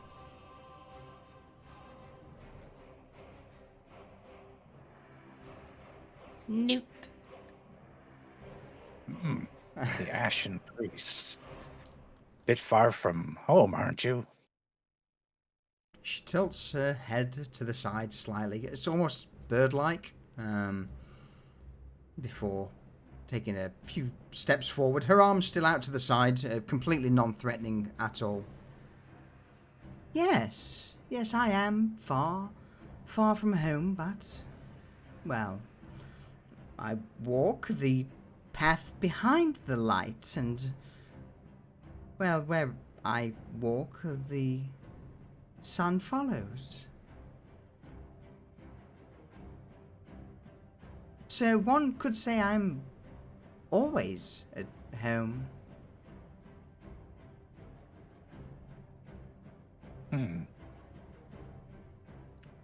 Well, then you're well suited to being a nomad. And Eggle, while he's talking, he's gonna keep watching the shadows on the ground. Mm-hmm.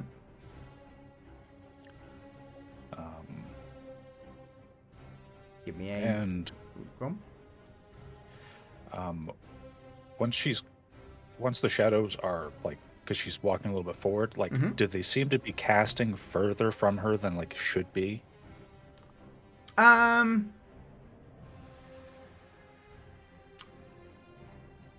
Roll me a perception check. Or an investigation. Either or. Investigation is what I would prefer. Yep, go for it. Either or. Yeah, because he's looking for key things about it right now. Yes. The shadow that's roughly 50 odd degrees to the west seems to be casting longer than the one cast by the sun behind her, or behind the rest of you.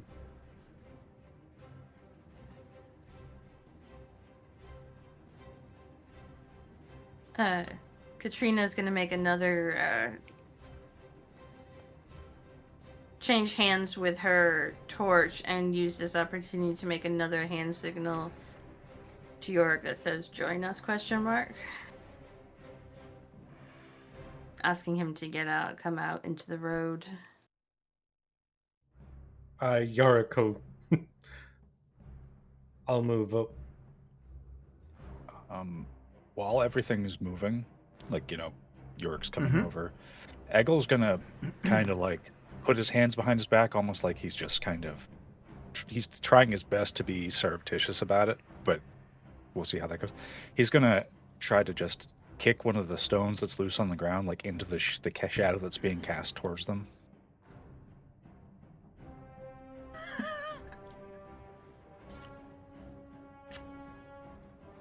Thea will also come forward with Katrina's hand thing. Before we get to what Eggle's up to, Yorick, Grom, Thea, anything you wish to say, do, or are you good? I'm going to keep my distance and just keep watching. Okay. Yorick's halfway into a battle trance. I don't think he could form a sentence if he wanted to. So, no, Yorick will just nod at the stranger and grunt. Thea won't grunt, but will just kind of let her presence be known. Okay. As you all make your presence known, you would see Javira just offer nods to each of you in greeting. Her hand's still out to the side, and it's at this moment, Eggle, you take the opportunity to kick a stone into the second shadow. First, nothing happens, before slowly you begin to see a shimmer in the air. That of the rock starting to heat up. And over the span of 10-15 seconds, there is a slight glow to the bottom of the rock that you can see, meaning that the temperature of said rock that's just been kicked into the shadow has exponentially risen.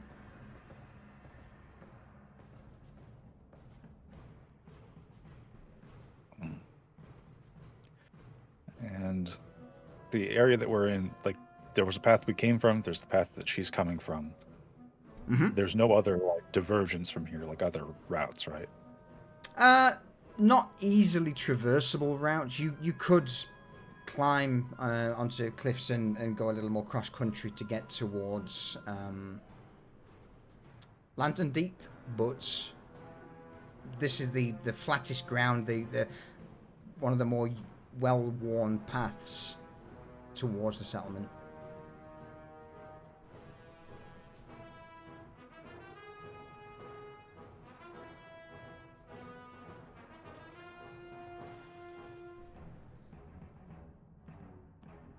So, if I may inquire as to all your reasons for journeying, I've just come from a rather pleasant place, Lantern Deep.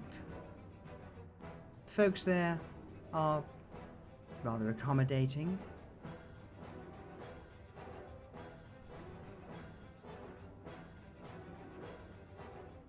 Oh. Go ahead. Oh no.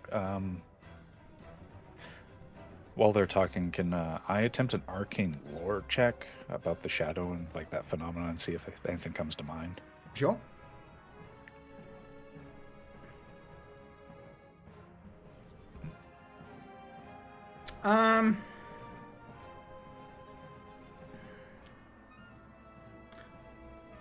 Arcane-wise, not so much. This is a odd phenomena. There's obviously something about her that is magical in nature, but this is certainly something that you've not seen before. To the point where her nonchalant attitude and the fact that something is, her shadow is burning objects Yeah, even with a 16, I'm sorry, my dude, I can't give you much more. It's this is not arcane in that's nature. fine. Yeah, this is That's fine. it's magical, but not within the realms of your understanding. Yep. So, Katrina will continue the conversation, saying, "Oh, that's really great to know. I believe that's where we're traveling to. Oh, is that so? Yeah, and honestly, I've never been there before, so if you could give us any tips, that would be super helpful." Tips. Interesting. Not so much tips. I know they like light lit at night. The darkness, the shadows are unpleasant. Not where I wish to remain in the light of... Well, I have a question for you. No, I have a question for you. And With she'll the turn towards shadow, you, what, Thea, and smile. Hi, I'm Thea. You said shadows. Why do they not like shadows? I've never heard of this. Well, aren't you... Shadows are naught but trickery, betrayal. And when the shadow comes and night sets in, the night sleeps. Do the shadows sleep? No, the shadows cause him to sleep. But you are of... Hollow rest, yes? Do you know it? How do you know? And she looks towards Thea, Grom, Yorick. A group... Oh, I guess it's fairly obvious, huh? I would very much like to visit Hollow Rest on my travels. If you could point me in the right direction. I know it is... west of my temple.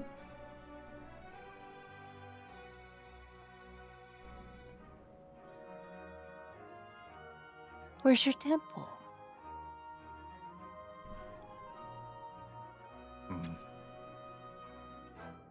Go on, Eggle. Anything else you wish to add? Eggle is going to slip behind Katrina because she is easily enough cover for him. And he's going to say to no one in particular. He's not trying to get anyone's attention, but he's going to say, "They're northeast of here. I don't know why she'd be down here. And her shadow, there's something strange. It's like it's on fire."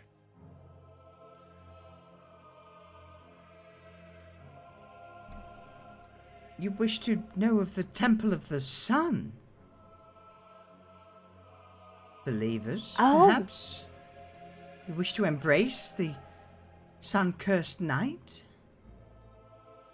Her smile grows wider. No, we do not. I didn't know. You said a temple, and I was wondering. No? Are you... Let's have the stranger be on her way, and we'll do also. I bid you good day. A shame. And as she bows her head, she'll walk closer to you, Yorick. There would be a place for you when the dust has settled, when the havens are ash. You'll see. You treat me as an enemy, and I'm not your enemy. I am just simply further along the path.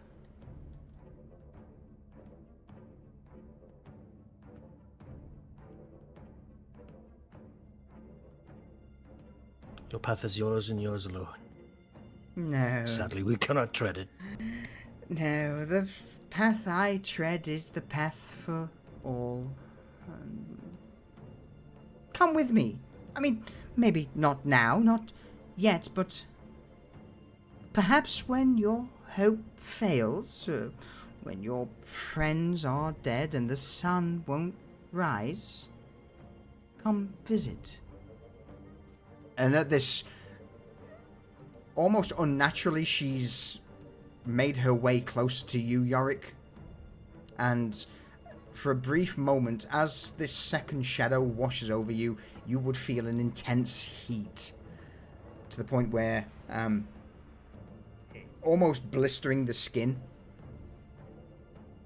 So, based on what Eggle said, does she have her back to Katrina right now? Yeah, absolutely. Yeah. She's just, you blink and she's almost just sidestepped you, past you, and is close to Yorick. Katrina doesn't like that at all, and based on what Eggle said, she's gonna drop the torch, pull out her slingshot, and just shoot a rock at the back of her head. More so to get her attention away from Yorick and to attempt to get her to reveal her true intentions. Okay. So, the thing is that, like, Or did I misunderstand what you said? no, you didn't. No, that's happening. Yeah, there's just no way that shooting a slingshot at someone's head is to get their attention. Or roll- we'll roll- say roll me- shoulder. No, roll me an attack. Let's see what happens. Okay, attack with.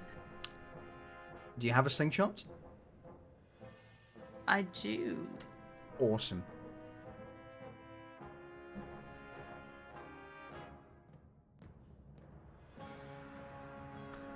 It's a solid roll. As Katrina, you turn round, slingshot spinning, you let the bolt or the pebble fly true. And where are you hitting her? I'm gonna go for a shoulder. And, like, aiming such that, so that, like, if for some reason it goes through her, it doesn't hit any of her allies on the other side of her. Okay.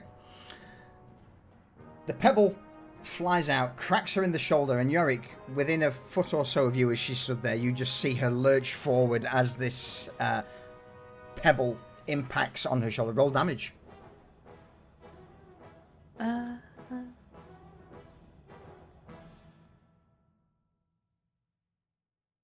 You would see the head of this woman, of Javira, immediately spin round towards you, Katrina. And for a brief moment, her eyes seem to shine with gold arcane magic. Oh, not so much arcane, but with a gold shimmer just seems to wash over her eyes as she tilts her head to the side. Ow. That was unnecessary. She rubs her shoulder for a moment and begins to step towards you. Perhaps it's time for you to move along, ma'am. We both have long journeys ahead of us. Yes. So we do. She narrows her eyes, almost looking down on you for a moment, Katrina. Katrina straightens and she's like, "Oh no, sweet sister, you are not taller than me."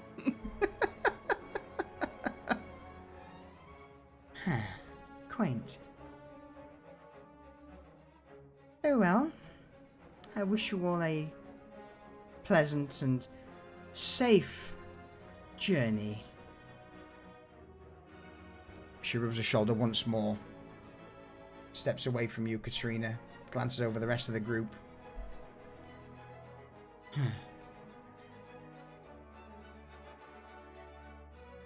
I look forward to seeing how the golden flame is fed.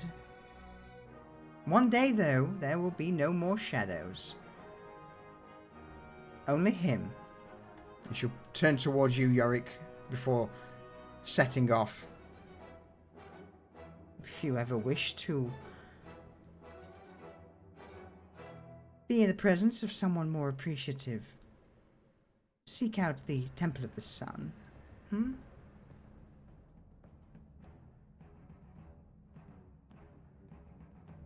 I hope that your journey continues safely. Grom, roll me a Forbidden Law check, please.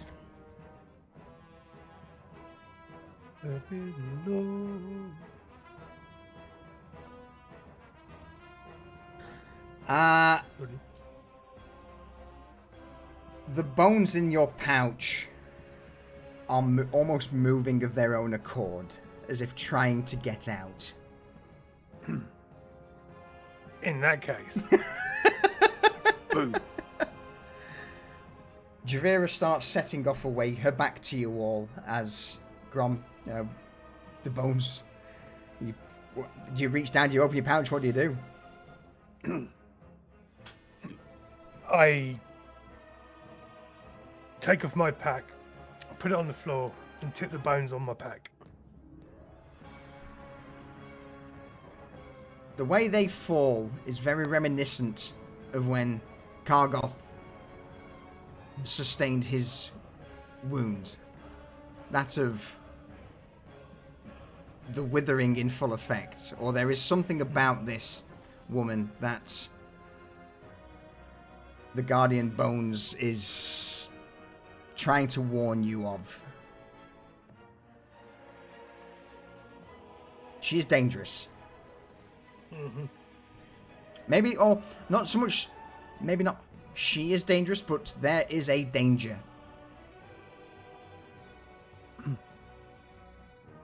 Yeah. What she represents is dangerous. Yeah, absolutely.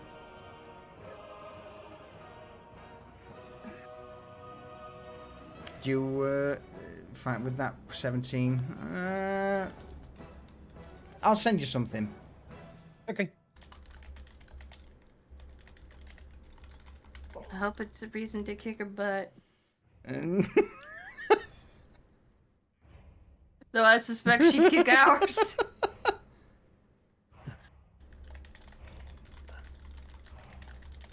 But shades of BBEG. I don't know why. There you go.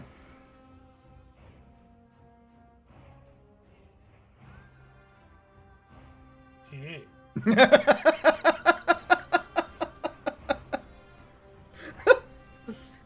Was that a sound or a word? What was that?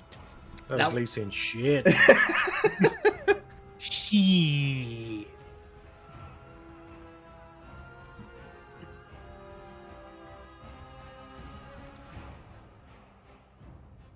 The bones indicate danger. That woman, or what she represents, is very dangerous. Is she what the bones were warning you about?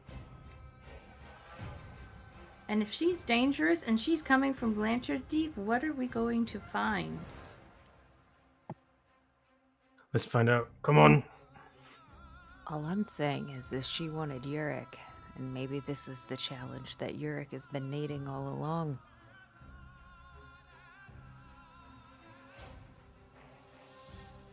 I don't think Weird Sun Worshipper Death Lady is the challenge she's looking for. I heard danger. He likes danger.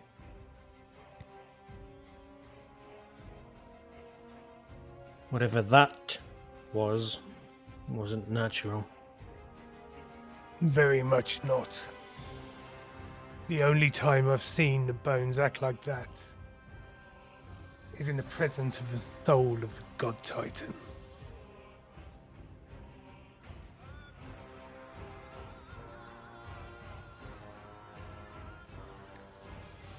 So we should probably space ourselves? Is that what you're saying? From wherever she's headed and to where we're headed. So let's forge forward. Double time.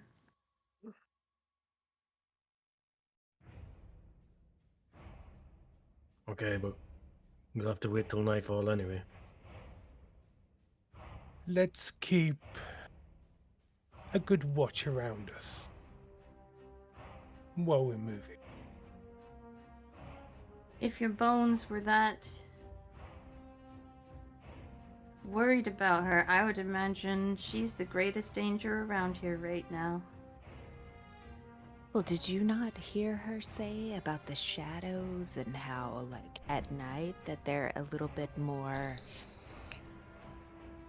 I can't remember what she had said, but they're more active at night? Should we be a little bit more... Should we have more light at night?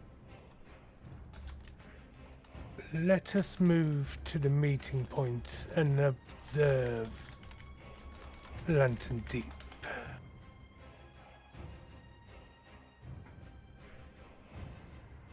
Quick question for the DM. Fire away. She said that, I think I'm remembering it correctly, that when she was in Lantern Deep, they had lights lit up all around. No, she lit a light to approach. Okay, that's what she was saying. Yes, yeah. She Got it, followed the okay. lantern right to be allowed into Lantern Deep. Got it. I heard it something else. I'm glad I asked. It's all right.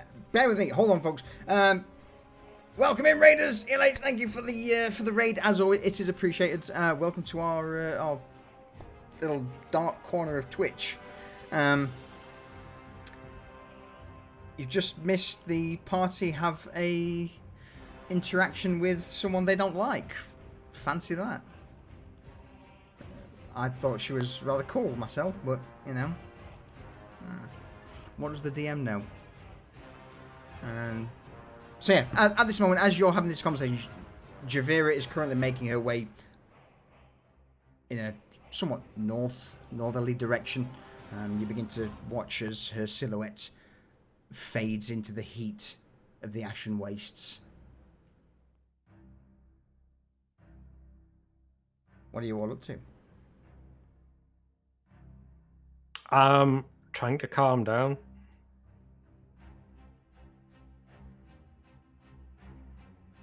Trying to let all of the stress that amounted through that interaction, because you're hated every fucking second of it.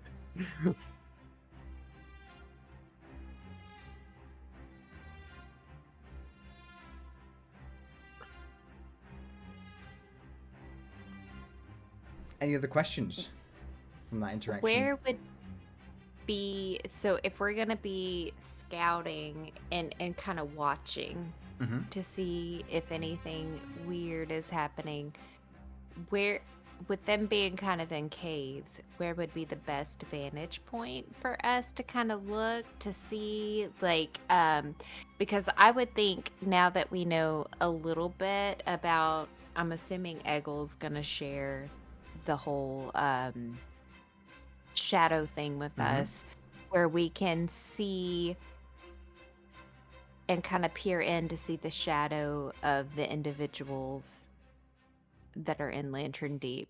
Where would be the best vantage point? That was a long way to get there. Lantern Deep is a subterranean settlement underground. Yeah, we won't see anybody. The only thing that really would get your attention as you, maybe not at this moment in time, but as you get closer to Lantern Deep, is you would see on the horizon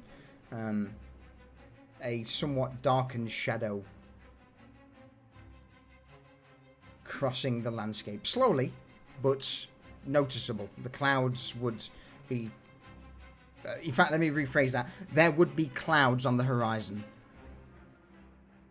Bear in mind, this is a wasteland. Most of the time, it's just the sun beats down on you with the odd cloud in the sky, whereas the closer you get to Lantern Deep, you would start to see far off on the horizon the clouds starting to grow a little darker.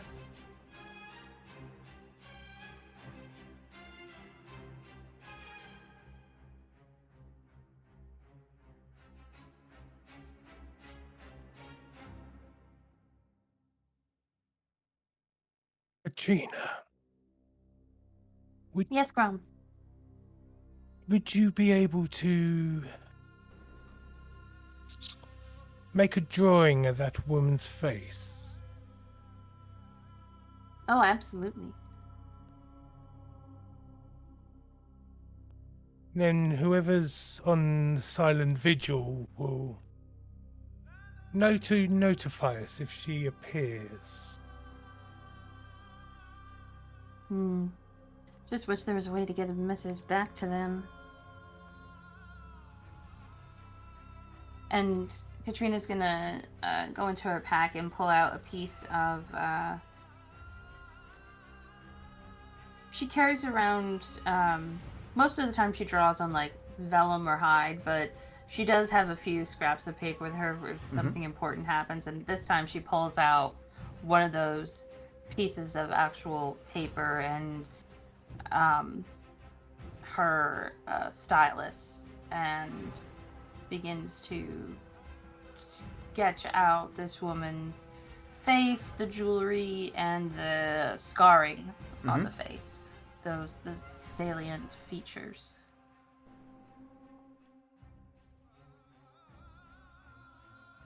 Okay.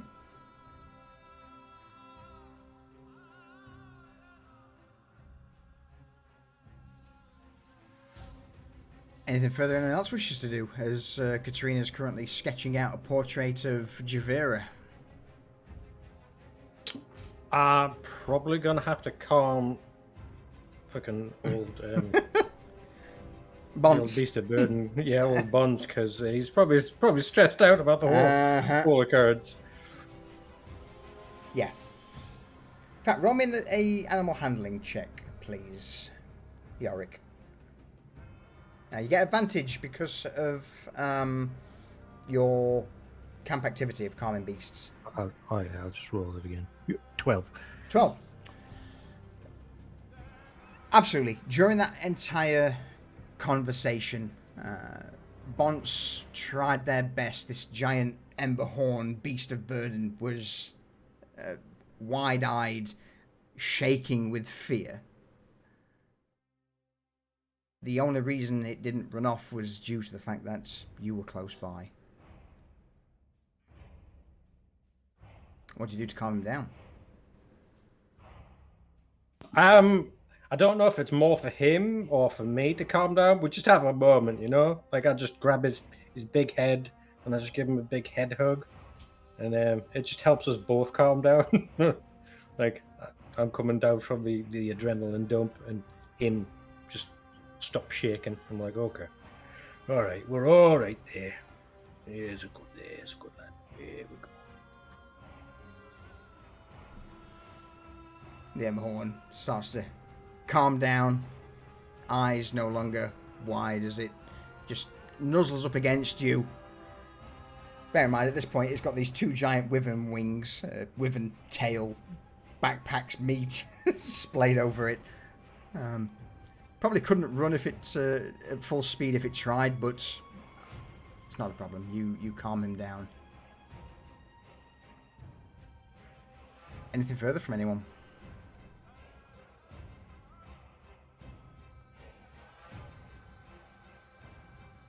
No, I think we're all keen to get to London Deep and see what the fuck's going on. All right. Yeah. So, with that interaction over, you begin the last stretch of the journey. Several plateaus, a couple of valleys. Who have we not had roll on the exploration yet? I don't think we've had... That'd be me. Eggle. Go on, Eggle. Give me a complication that occurs followed by an appropriate roll, and then what happens at the end.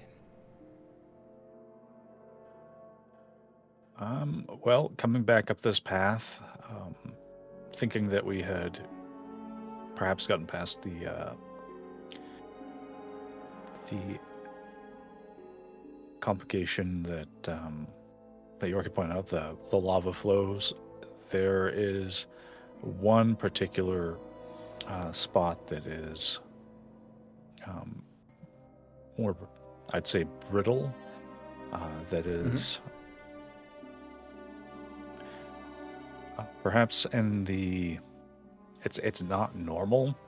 Almost like maybe it was very recently created, and the sand has been scorched, and that caused this cavern beneath to be revealed. Okay. And so Eggle is going to try to use the rocks around to basically fill the gap that's been created to allow the beast of burden to cross and everything. So it's not that it's a huge fall. It's just that it's like a divot in the road, and like a bit of a trench from the ground falling away. So Eggle's just going to fill it with rocks so that they can pass. What do you think that is? Athletics? Or are you going for something else? Just thinking. I was thinking crafting, but I think that probably would be in athletics because it's more physical labor than thinking it out. Mm-hmm. Yeah. So Eggle's just going to go ahead and start trying to fill this in so that the Ember Horn and everyone can just pass through without having to worry about it. It wouldn't be a problem if the Ember Horn weren't there, but Yeah. Trying to get this giant beast of burden through a Swiss cheese canyon, basically, is problematic. But Bonce is a necessity now. 12 is more than enough. So it takes them a little while of basically pushing rocks across the ground and pushing them in and finding other things just to shore it up enough that there is enough footing to cross. Yeah. With a few of the other members of the party chipping in, you eventually manage to patch up enough of this gaping hole in the ground for Bonce, the beast of burden, to easily cross.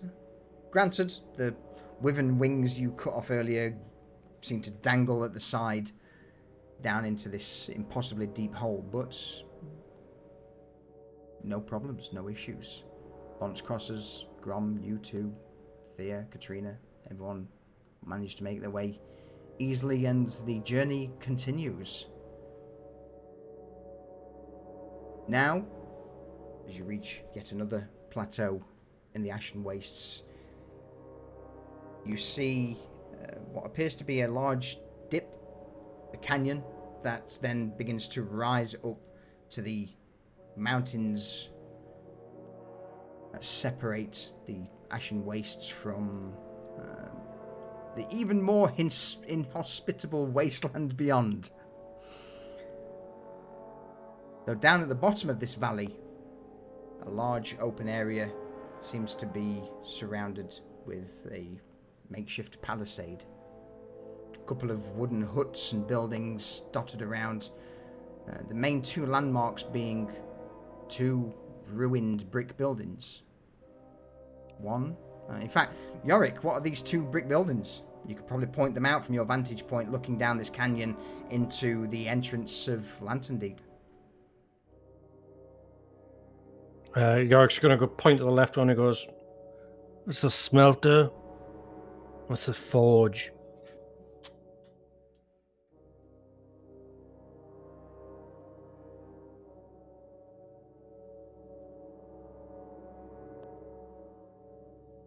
I don't touch anything. Okay. They're pretty particular about this stuff. So they have their facilities outside of their settlement. Sort of, yeah.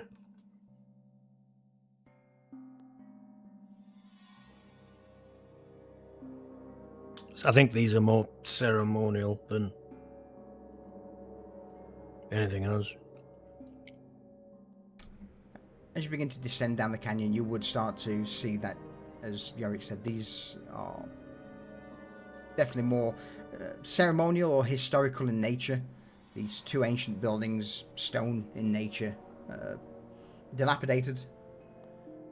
And with the information you've learned, Lantern Deep doesn't seem to operate the settlement during the day.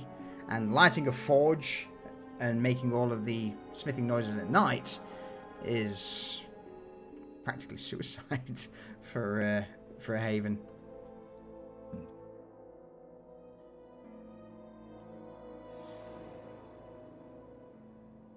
What do you all do? It's roughly late afternoon, early evening. The sun's slowly starting to dip, but not to the point of twilight yet.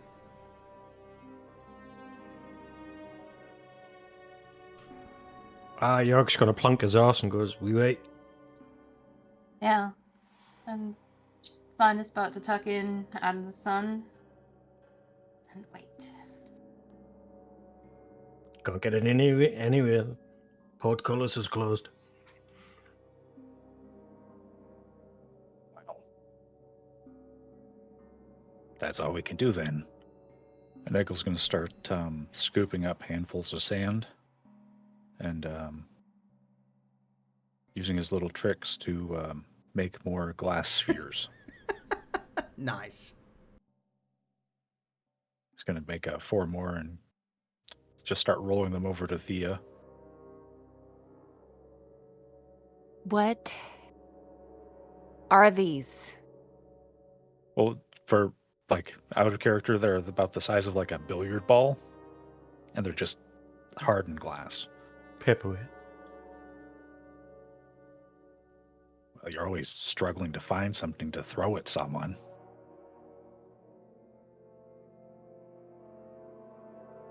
I licked the one that you gave me earlier. It had no taste. It's not supposed to be for eating. It's for throwing or smashing. You Did you didn't really tell me lick what it? they were. And I thought you were giving me something to calm me down, and I thought it was something that I needed to ingest. But okay. Did you eat it? No, I licked it. Did you try? Did I try to eat it? It was hard on my tongue, and I knew it would crack a tooth, so I didn't try to bite it. But I can see now. I can. These. Just picturing you like a snake with an egg, trying to swallow it. I didn't try to put it in my mouth. I just stuck my tongue to it, and you know how to lick things, right?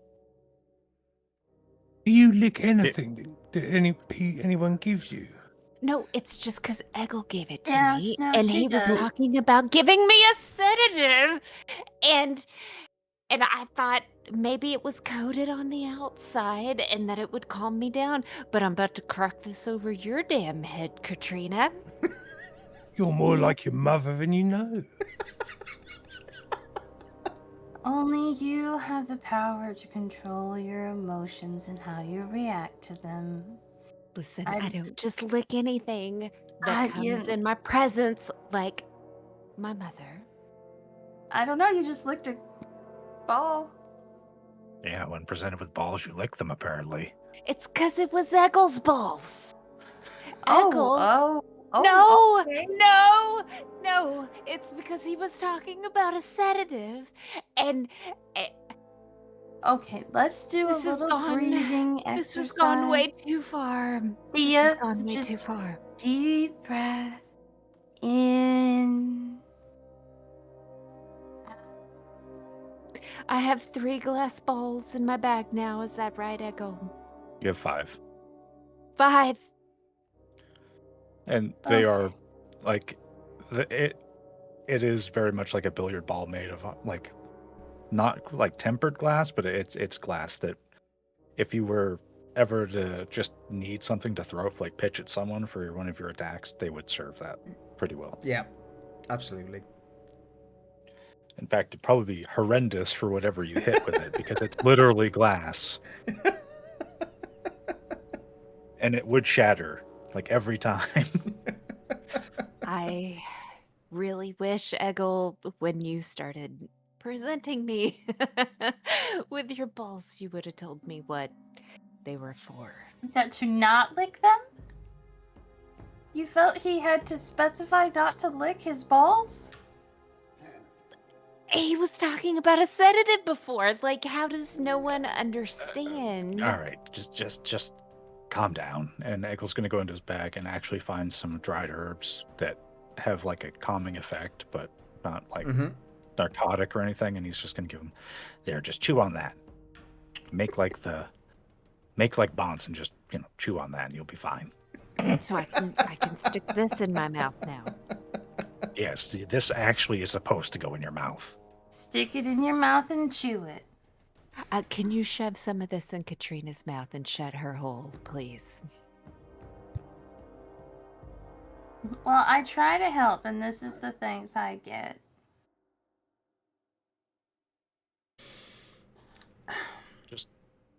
Just chew on that.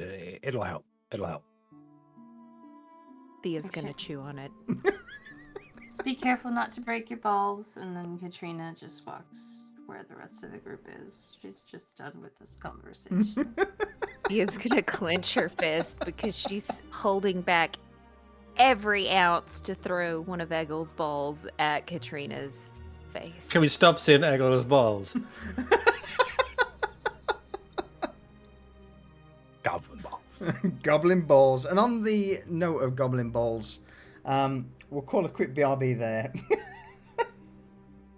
to refill our drinks because I think we need it. Yeah. I do need that. Dear me. So yeah, we will grab a drink, refresh, refill, and we will be right back. Man,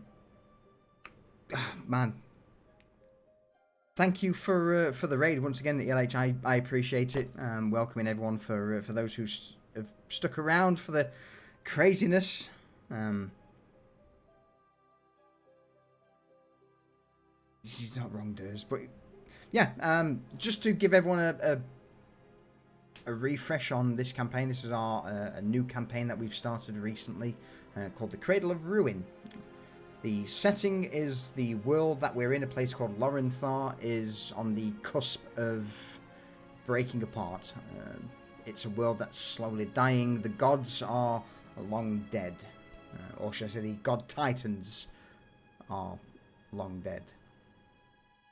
Magic has become a almost corrupting influence. Most who practice it end up twisting and contorting into weird amalgamations, mutations. There are no cities, no towers, no civilization left. Most of the inhabitants of the world now live in smaller settlements, havens, that are fiercely guarded. Any creature out there, monster, has become the stuff of nightmares. It's a survival campaign to an extent. One where the party have not only got their characters to worry about, but the general safety of their haven, a place called Hollow Rest, which is a haven built into the skeletal remains of one of these long dead god titans. So it's dark. It's a dark fantasy campaign. There is no good, no evil. It's just as on our channel at least, we've subscribed to the morally grey area of RP. So yeah, so far episode 6, we're just now we've explored a little bit of the world, the Great Forest to the north, where Hollow Rest resides, the barren plains. We've not been there yet. There's a place of shrooms, of fungus, a forest of it to the north, but with the plot hooks sprinkled about, the party have decided to head south into a place called the Ashen Wastes, And here this is a red oxide desert with crevasses, cracks, canyons, tall pillars of stone, and searing heat to visit a place known as Lantern Deep. A lot of the settlements, Hollow Rest, Clearwater, Lantern Deep, very literal in their naming sense because, well, education is no longer a thing. Spores, exactly. But yeah, that's the brief overview of the Cradle of Ruin. It is indeed a Cradle of Ruin. So I'm going to take a very brief moment just to refill the old water, and we will pick things back up. I'll be right back.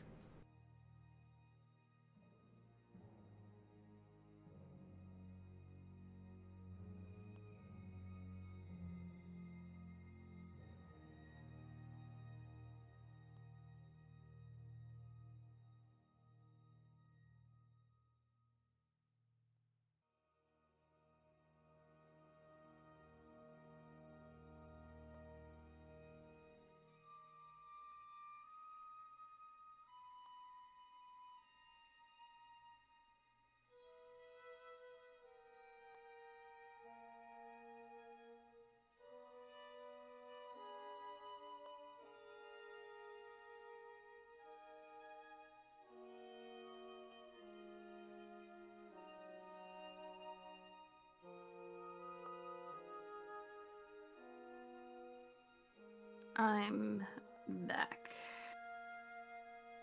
Welcome back. Yes, welcome back. Welcome. Uncrow.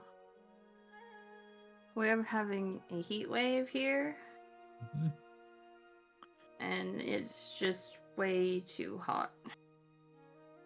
Common theme. Yeah.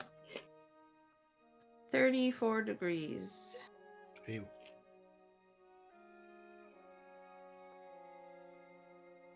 That was Celsius, chat. 91 Fahrenheit.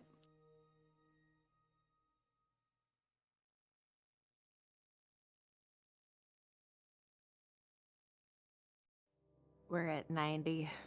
You can keep it. Feels like 94. I don't want it. Oof. Our aircon is struggling a little bit.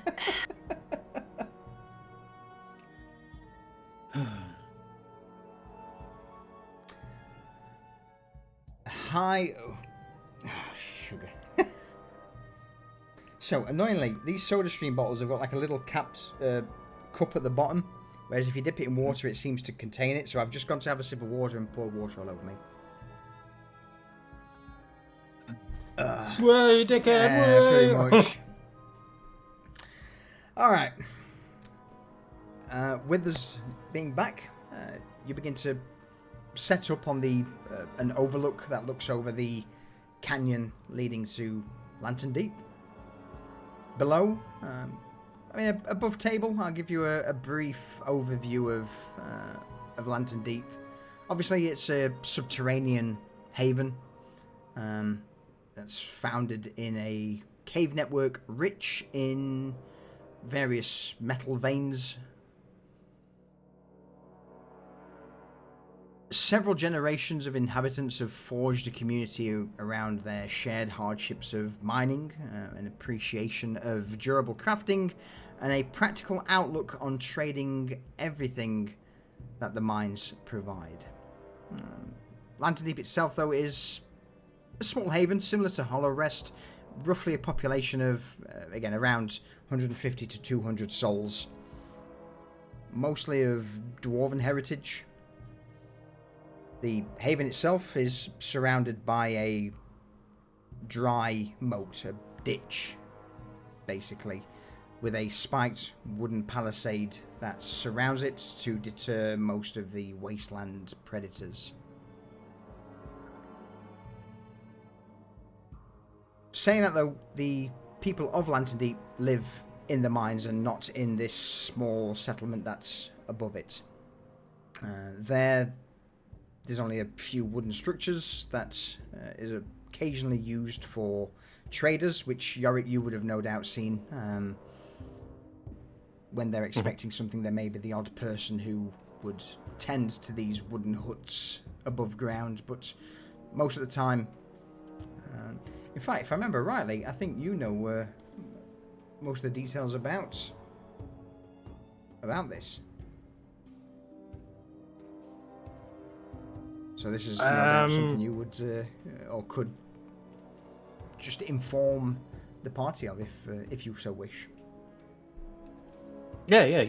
You two arrived at dusk or after nightfall, not before. You not sit there all day. That's why that's why I had everybody lie in, so we'd get there either as night was falling or at night. And then you have to perform a small thing called the lantern rite, which is you just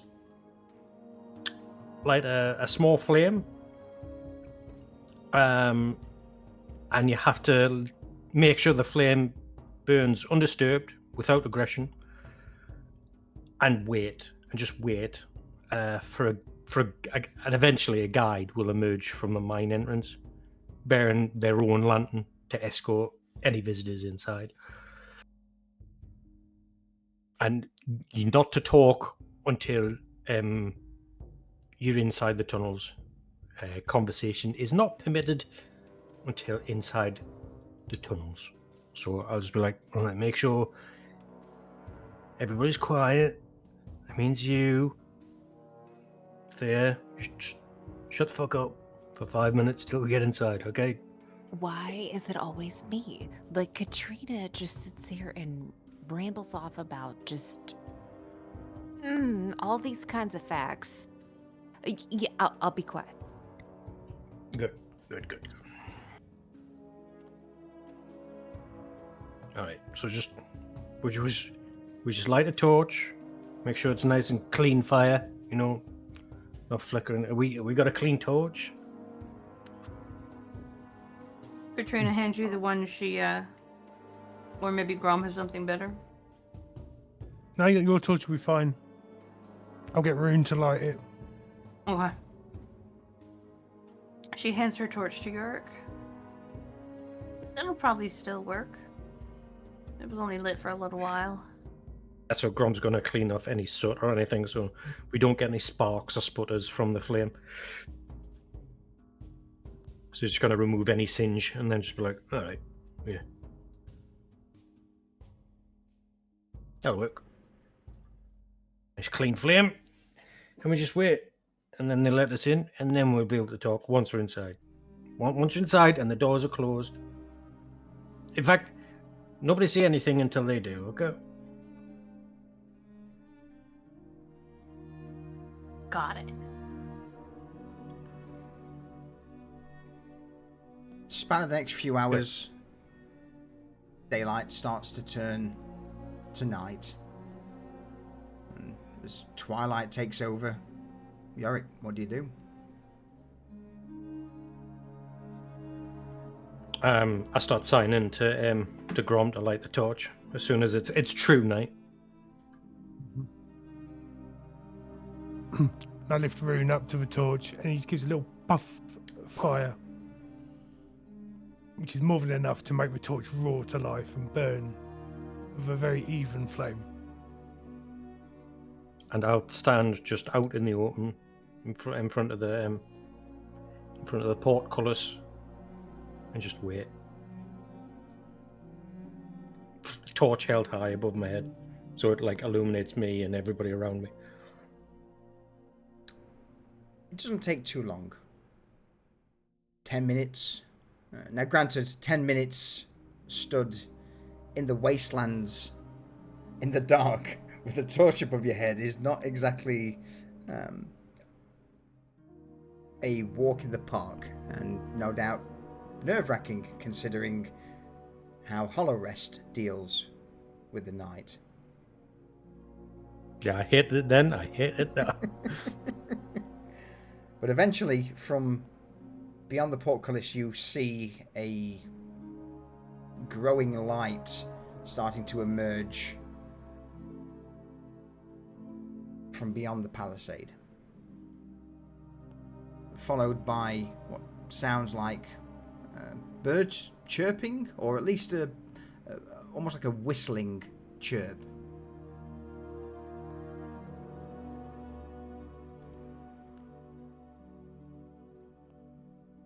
Anyone say anything?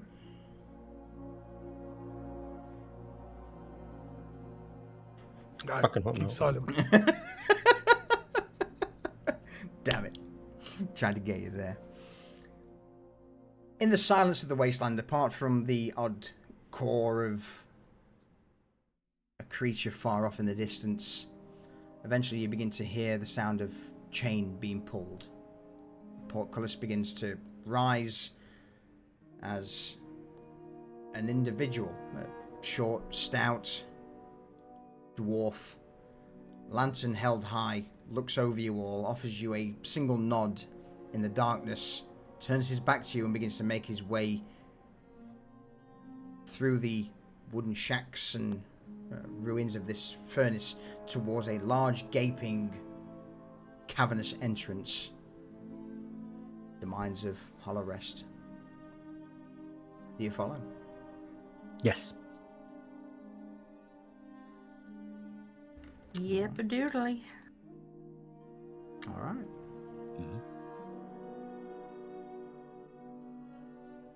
As soon as you step through the gateway, the portcullis closes. This dwarf still has his back to you, lantern held high, as you begin to descend into the slanted mine shaft of Lantern Deep. You will catch a glimpse of an individual above you, where the sound of chains being rattled and the gate closed emanates from the scout who witnessed your approach and no doubt told the others. But that's not what we're concerned about. Here, as you step through into Lantern Deep itself, first off, it starts as a long, carved out cave. There's a few wooden tracks that are used to move bins of ore topside, but nothing really else of interest. The odd brazier stands lit with coal or other burnable material, no doubt excavated from the mines. And the guide, well, similar to Varn in appearance, roughly just shy of 4 feet tall, probably 4 foot wide, a soot-stained tunic covering his chest, bald head, long bushy beard, and like most other dwarves, in fact all other dwarves you've seen, the complexion of his skin is ashen, very black, like coal in colour. Leading you through the caverns, eventually it opens up into a slightly larger chamber where he extinguishes the lantern and hangs it on several, you would notice several hooks of iron that line one side of this entrance hall. There, 3 other dwarves greet you in rusted breastplates and patchwork leathers. Those 3 would offer you a nodding greeting before motioning with their hands towards 3 other doors. One of them larger than the others, as the guide, with a quick wave of the hand, ushers you to follow him.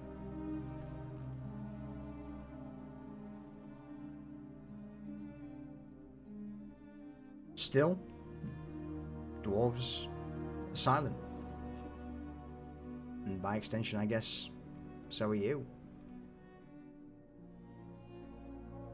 I mean, if everybody's playing the game and being good little boys and girls, yeah.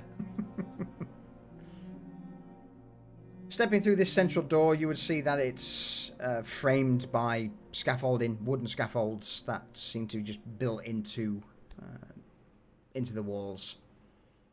And here there would be a second portcullis that's, at this point, not been dropped. It's in an upwards position, but it gives you the impression that should the outer perimeter ever be breached, they at least have a second point to fall back to. As for you, you're only aware of this single entrance to Lantern Deep. Again, similar to Hollow Rest. there are no doubt other little nooks and crannies that people could get out of, but should there ever be a severe crisis that occurs, then like Holorest, that most people aren't getting out. This entrance, though, leads you to a large cavern, a shared space as such. The immediate smell of cooking vegetables, of meats, would wash over you all. And it's at this moment where the guide would drop his hood, turn around, clap his hands together, bow his head. Welcome, travellers, to Lantern Deep. It is good to be received. He looks around the group, nods. I am Keldrick, guide for this haven, and judging by you and your companions, it's been a while since we received those from Holorest, yes? And he starts to point towards the tattoos on your body, Yorick, and then motions a hand towards you, Thea. You'd be right. Sure. It's been many moons since I myself have came here, let alone my kin. No doubt the wasteland have been unpleasant to ye, so perhaps before we get into discussions as for your reason being here, refreshments, eh? Aye.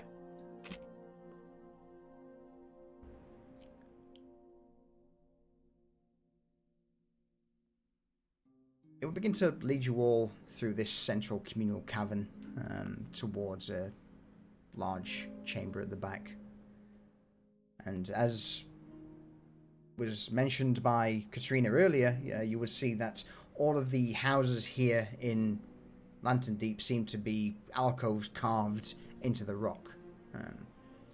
Rather than walls with doors, it's mostly furs or leathers that are used to conceal the entrance to these abodes, almost to the point where perhaps they were once ore veins that have been excavated, and then families moved into the excavated areas, put up a few tarps or a few furs to conceal the opening, and then claimed it as their own.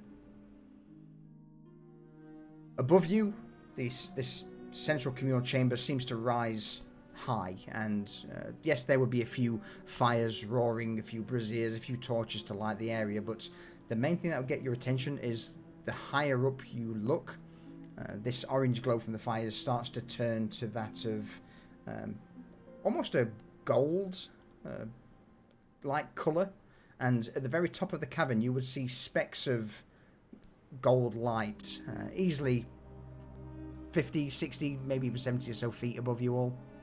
And these specks of light occasionally begin to move and swoop down before landing on a wall higher up.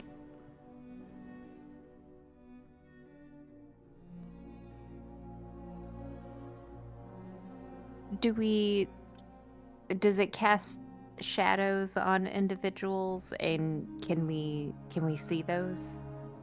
Yeah, I would say so. They're not blindingly bright. It's more of a dull, yellowy gold glow from these lights above you all. That move, and I would say it's easily noticeable that one or two of them seem to have a moth-like shape, like an inverted heart, as they skitter about the walls above you all. Some about a foot or so in size, others seem to be enormous, like a 4-foot moth, 4-foot glowing moth, hanging onto the ceiling above you, looking down.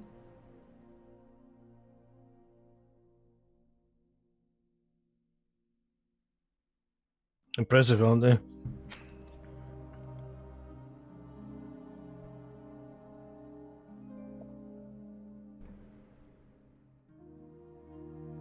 You be talking about the moths.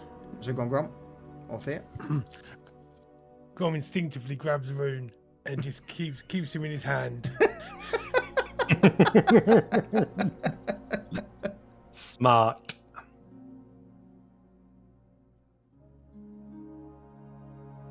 Yes, these are. In fact, does anyone know a little more about the moths?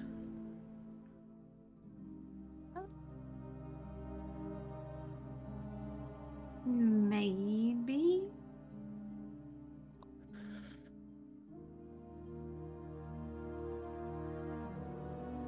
Eggle doesn't, but he would like to.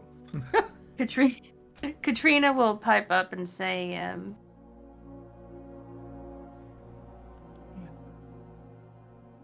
there is I believe they're part of a colony that they live with here in Lantern Deep.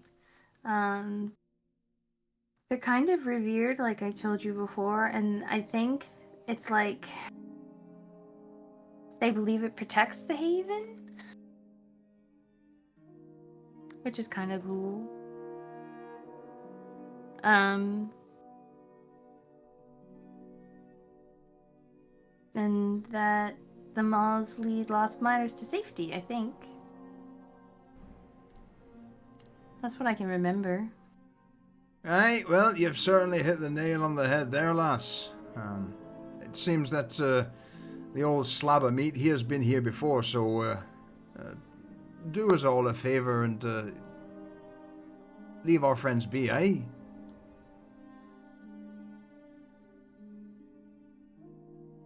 Don't worry, they've already been forewarned.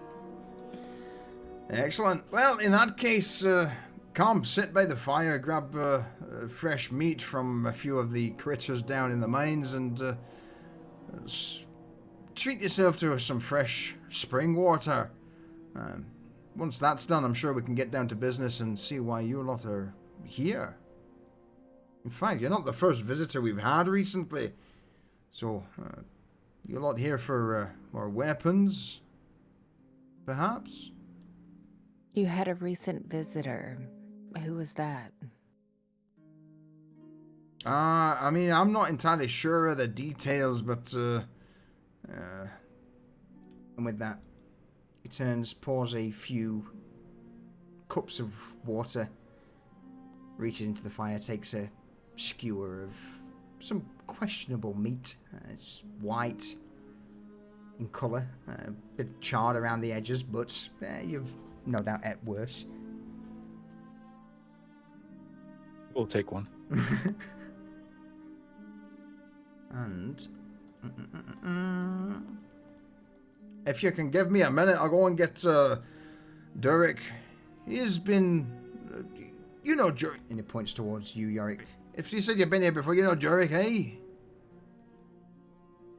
Durek is kind of the similar position to you, Yorick, as militia captain for the Haven. He's the one who organizes, trains, and makes sure the safety of the Haven is prioritized above all else. Okay. Then I'll go, yeah, I remember Jurek. Still alive, is he? He's barely holding on by a thread, old bastard that he is, but hey, those fucking... Can't really get rid of the council that easily, can you? Give me a few, I'll go and grab them for you. With that, the guide departs, leaving you in the central area of this communal chamber. A few of the skins are pulled back as some of the dwarves poke their head out to inquire of the new visitors. It's quiet here. Even that brief exchange was not the usual boisterous nature of Vaughn, for example. Yeah. Which no doubt the rest of you would probably get the feeling that Vaughn is no doubt feeling a little liberated, moving to Hollow Rest, the fact that he can bellow and shout to his heart's content without having to... Yeah, there's a reason Vaughn's with us and not here.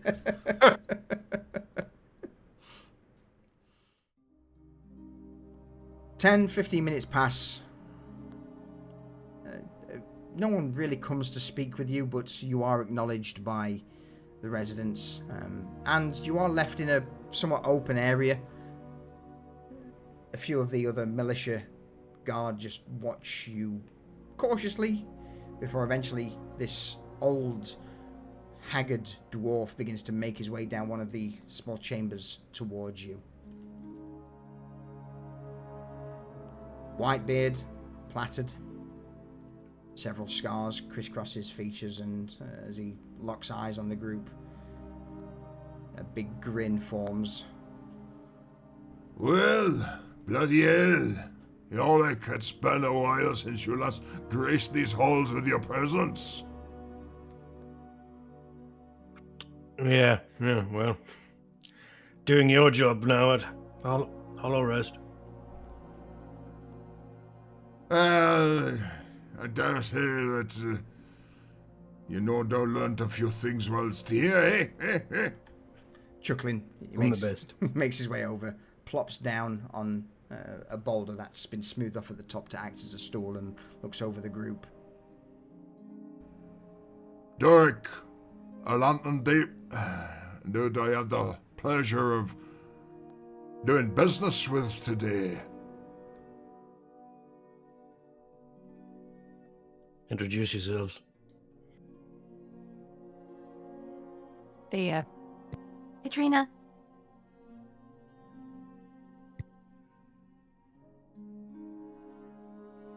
I'm Grom.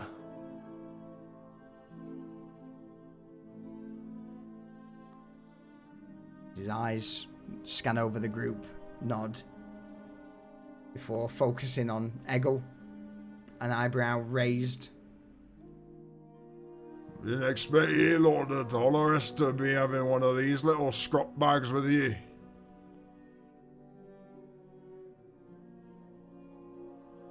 Oh, Eggle? Oh, no.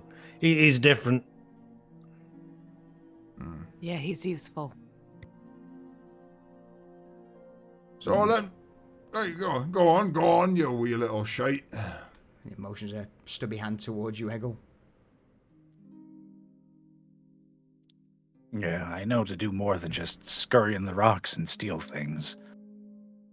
And, got a bit of training as a...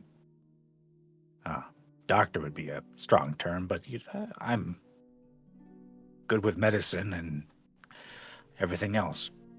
Help patch up after scrap, like no one else. Is that so? So let me get this straight. We've got Yorick here, new militia captain, and... He turns towards you, Grom, offers a respectful nod. And the born singer of Holorest has also graced this place with his presence, eh? Yes, first time for me. I've heard tales of ye, along with the... Katina, Thea. Varn mentioned that he knows of you. Your mother? Aye, that's the one. You know Saffra? I know of the name. She's quite the delicate flower amongst this place. Yeah. Has she visited? Not so much visited, but the few times that we've had people trade with you lot in Hollow Rest, they've said good things, and she's most hospitable. Yes, she is. I'm so glad that you have such pleasant memories of her. So, forgive me for asking, but I dare say it's fucking rare that some of the old big wigs and big names from our neighbouring settlements made such a long journey across the wastes to turn up here. Normally you just send someone to pick up stuff, and what do I owe the pleasure of this occasion? Yorick's gonna gesture to Grom when he go. The bones.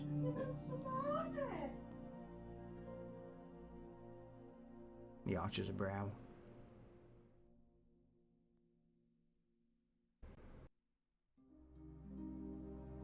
Did you know we live in the skeleton of one of the god titans?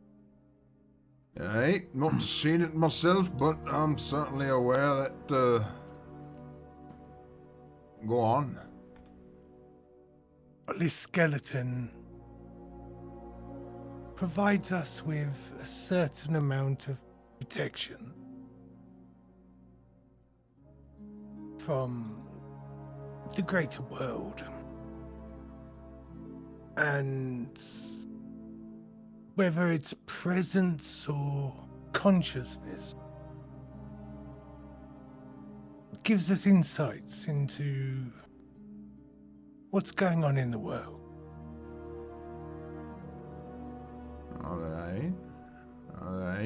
And judging by your expression, I'm gonna guess that it's, something's rattled your jimmies.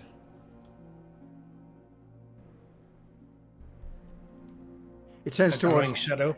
it turns towards Katrina at this. Rattle. Bones. Get it. That was a good one. Good one.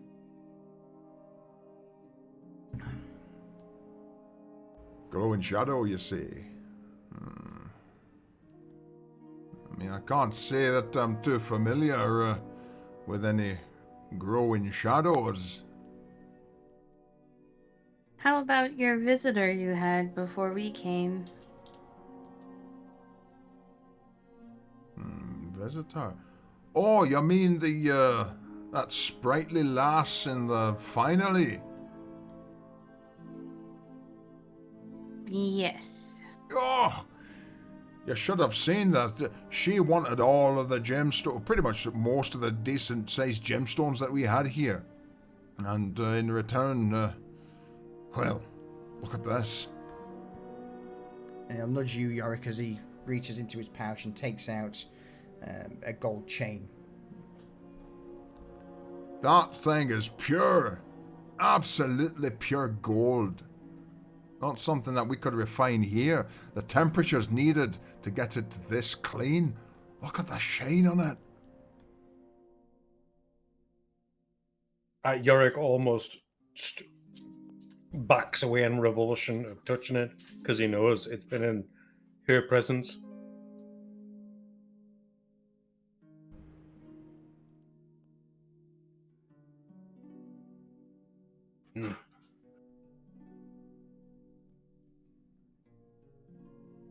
Do you mind if I have Grom have a look at that?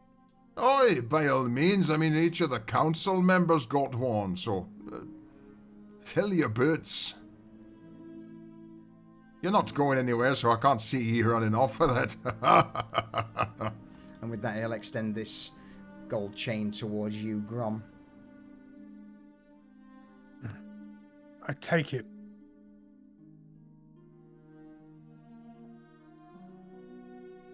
Look at it.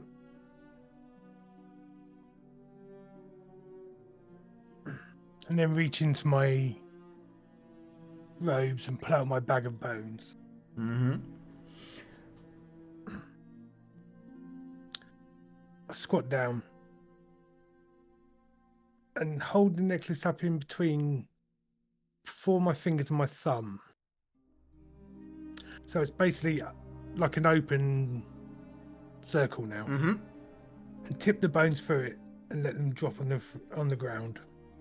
Roll me a forbidden lore check. Alrighty.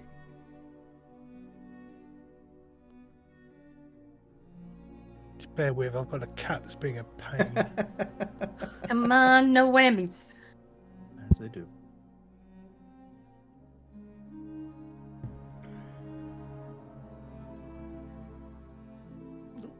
There, as you empty the bones through the circle of this necklace, searing heat passes through your thumb and forefinger, holding the necklace. The bones themselves almost seem to be repelled from going close to this item. They scatter away from it, hitting the ground in various directions and just... yeah.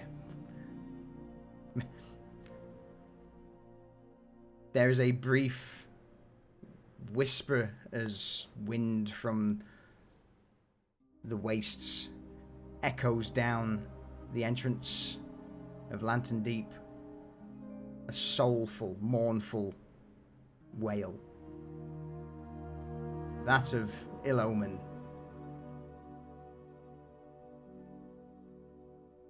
Can't give you the exact details with the 7, but even the Guardian Bones is like, not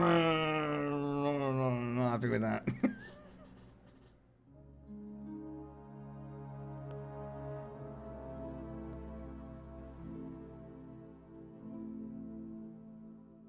And with a shudder, I hand the necklace back. Collect up my bones when I gather my thoughts. That's an ill omen.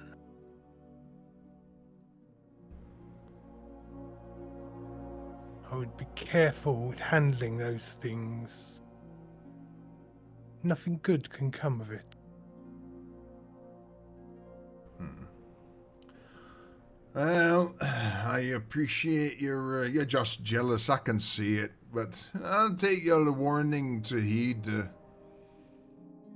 Well, look, for now, the rest of you lot have had a pretty long journey over the Ashen Waste, so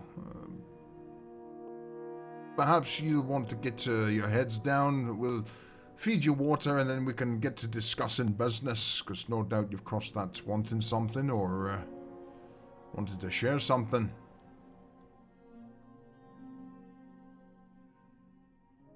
Very well.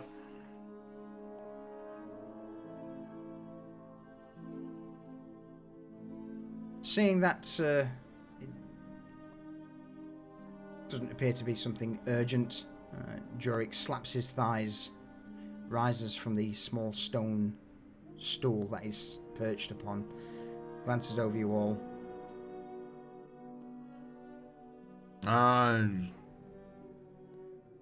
Looks around the cavern, points towards one of the alcoves. That there's for travellers.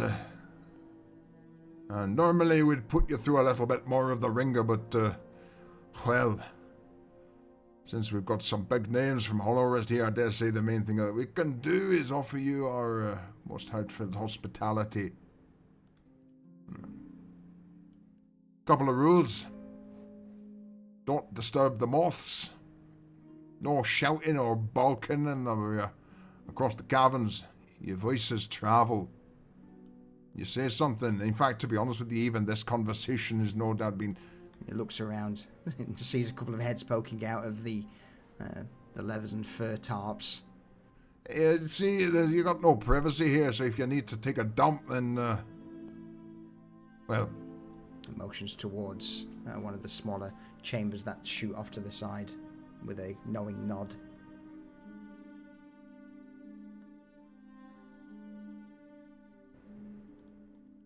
Thank you, Derek. You've been kind. Well, I'll send Sibart to see you in the morning and get down to business, eh? Sibba being Jurik's daughter, one of the probably the next in line as an elder for the families that live here in Lantern Deep. Before we close things out, any questions, anything anyone wishes to know about Lantern Deep, the people here, or anything else before? So I think this is a pretty good stopping point before getting into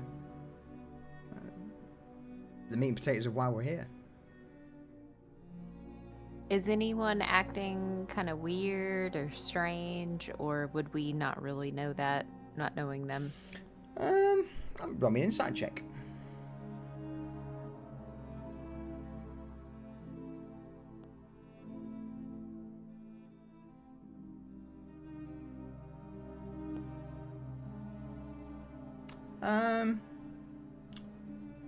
everything here seems slightly off to you, but that's perhaps could be down to the fact that you're used to quite an open society of people butting heads, of arguing, of getting shit done, whereas here everything's very quiet, very subdued, very calm. If there were any issues, it's not something that would be shouted up and down the chambers. So it seems very in line with what Katrina was telling us. Absolutely. There's no sense of urgency and no sense of concern. Now, judging by what you saw on the way in, with the dark clouds on the horizon, and a weird individual that gave you the heebie-jeebies, maybe that doesn't add up, but so I can really give you with a 10 as you glance around to survey things. Thank you.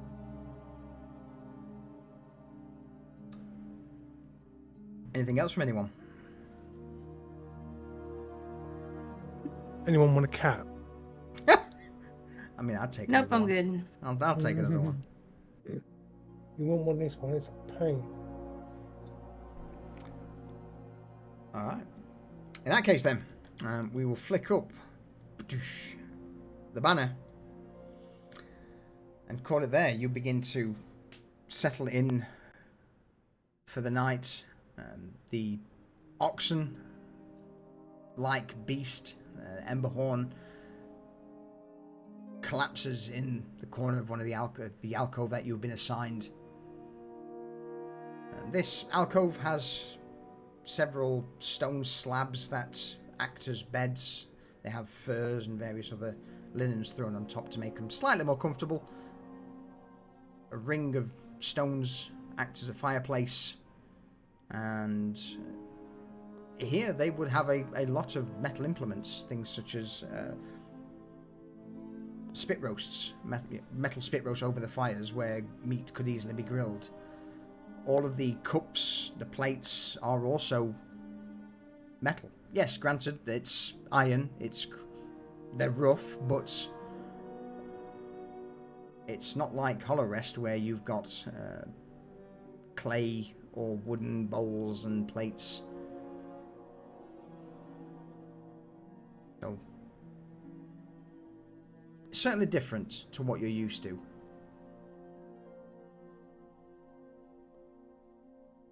Perhaps more women meat on the fire to eat, and that said, you settle down for the night.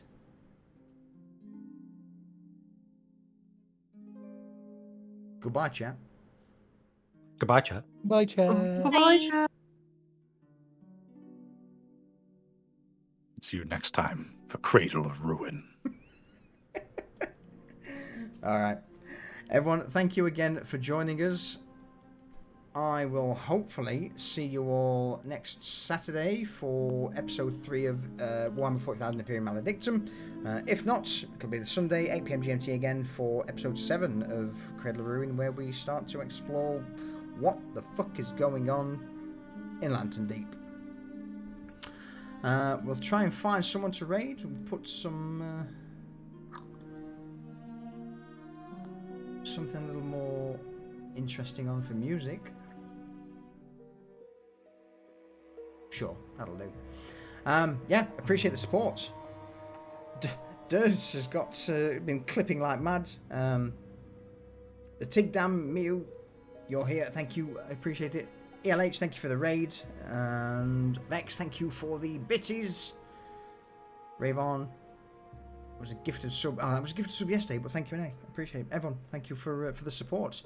Let's see who is currently streaming. Hopefully something different, a little unusual.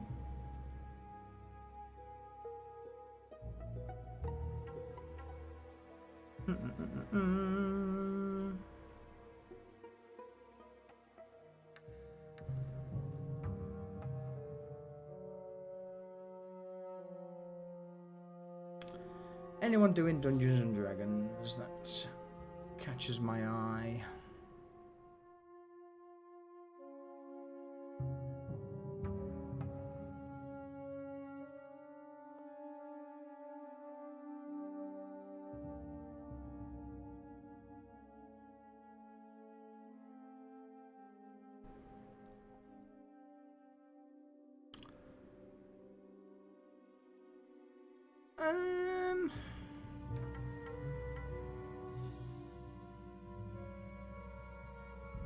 We raided those folks last week. I missed Ravon's redeem, so I'm going to refund you that, Ravon. Alright, none of my usual stream folks are streaming, so I'm going to have to call it there tonight, because nothing's really leaping out at me to raid. So yeah, with that, everyone, thank you for the support. This is appreciated. I'll see you all next weekend for more TTRPG madness. Ta-ta for now.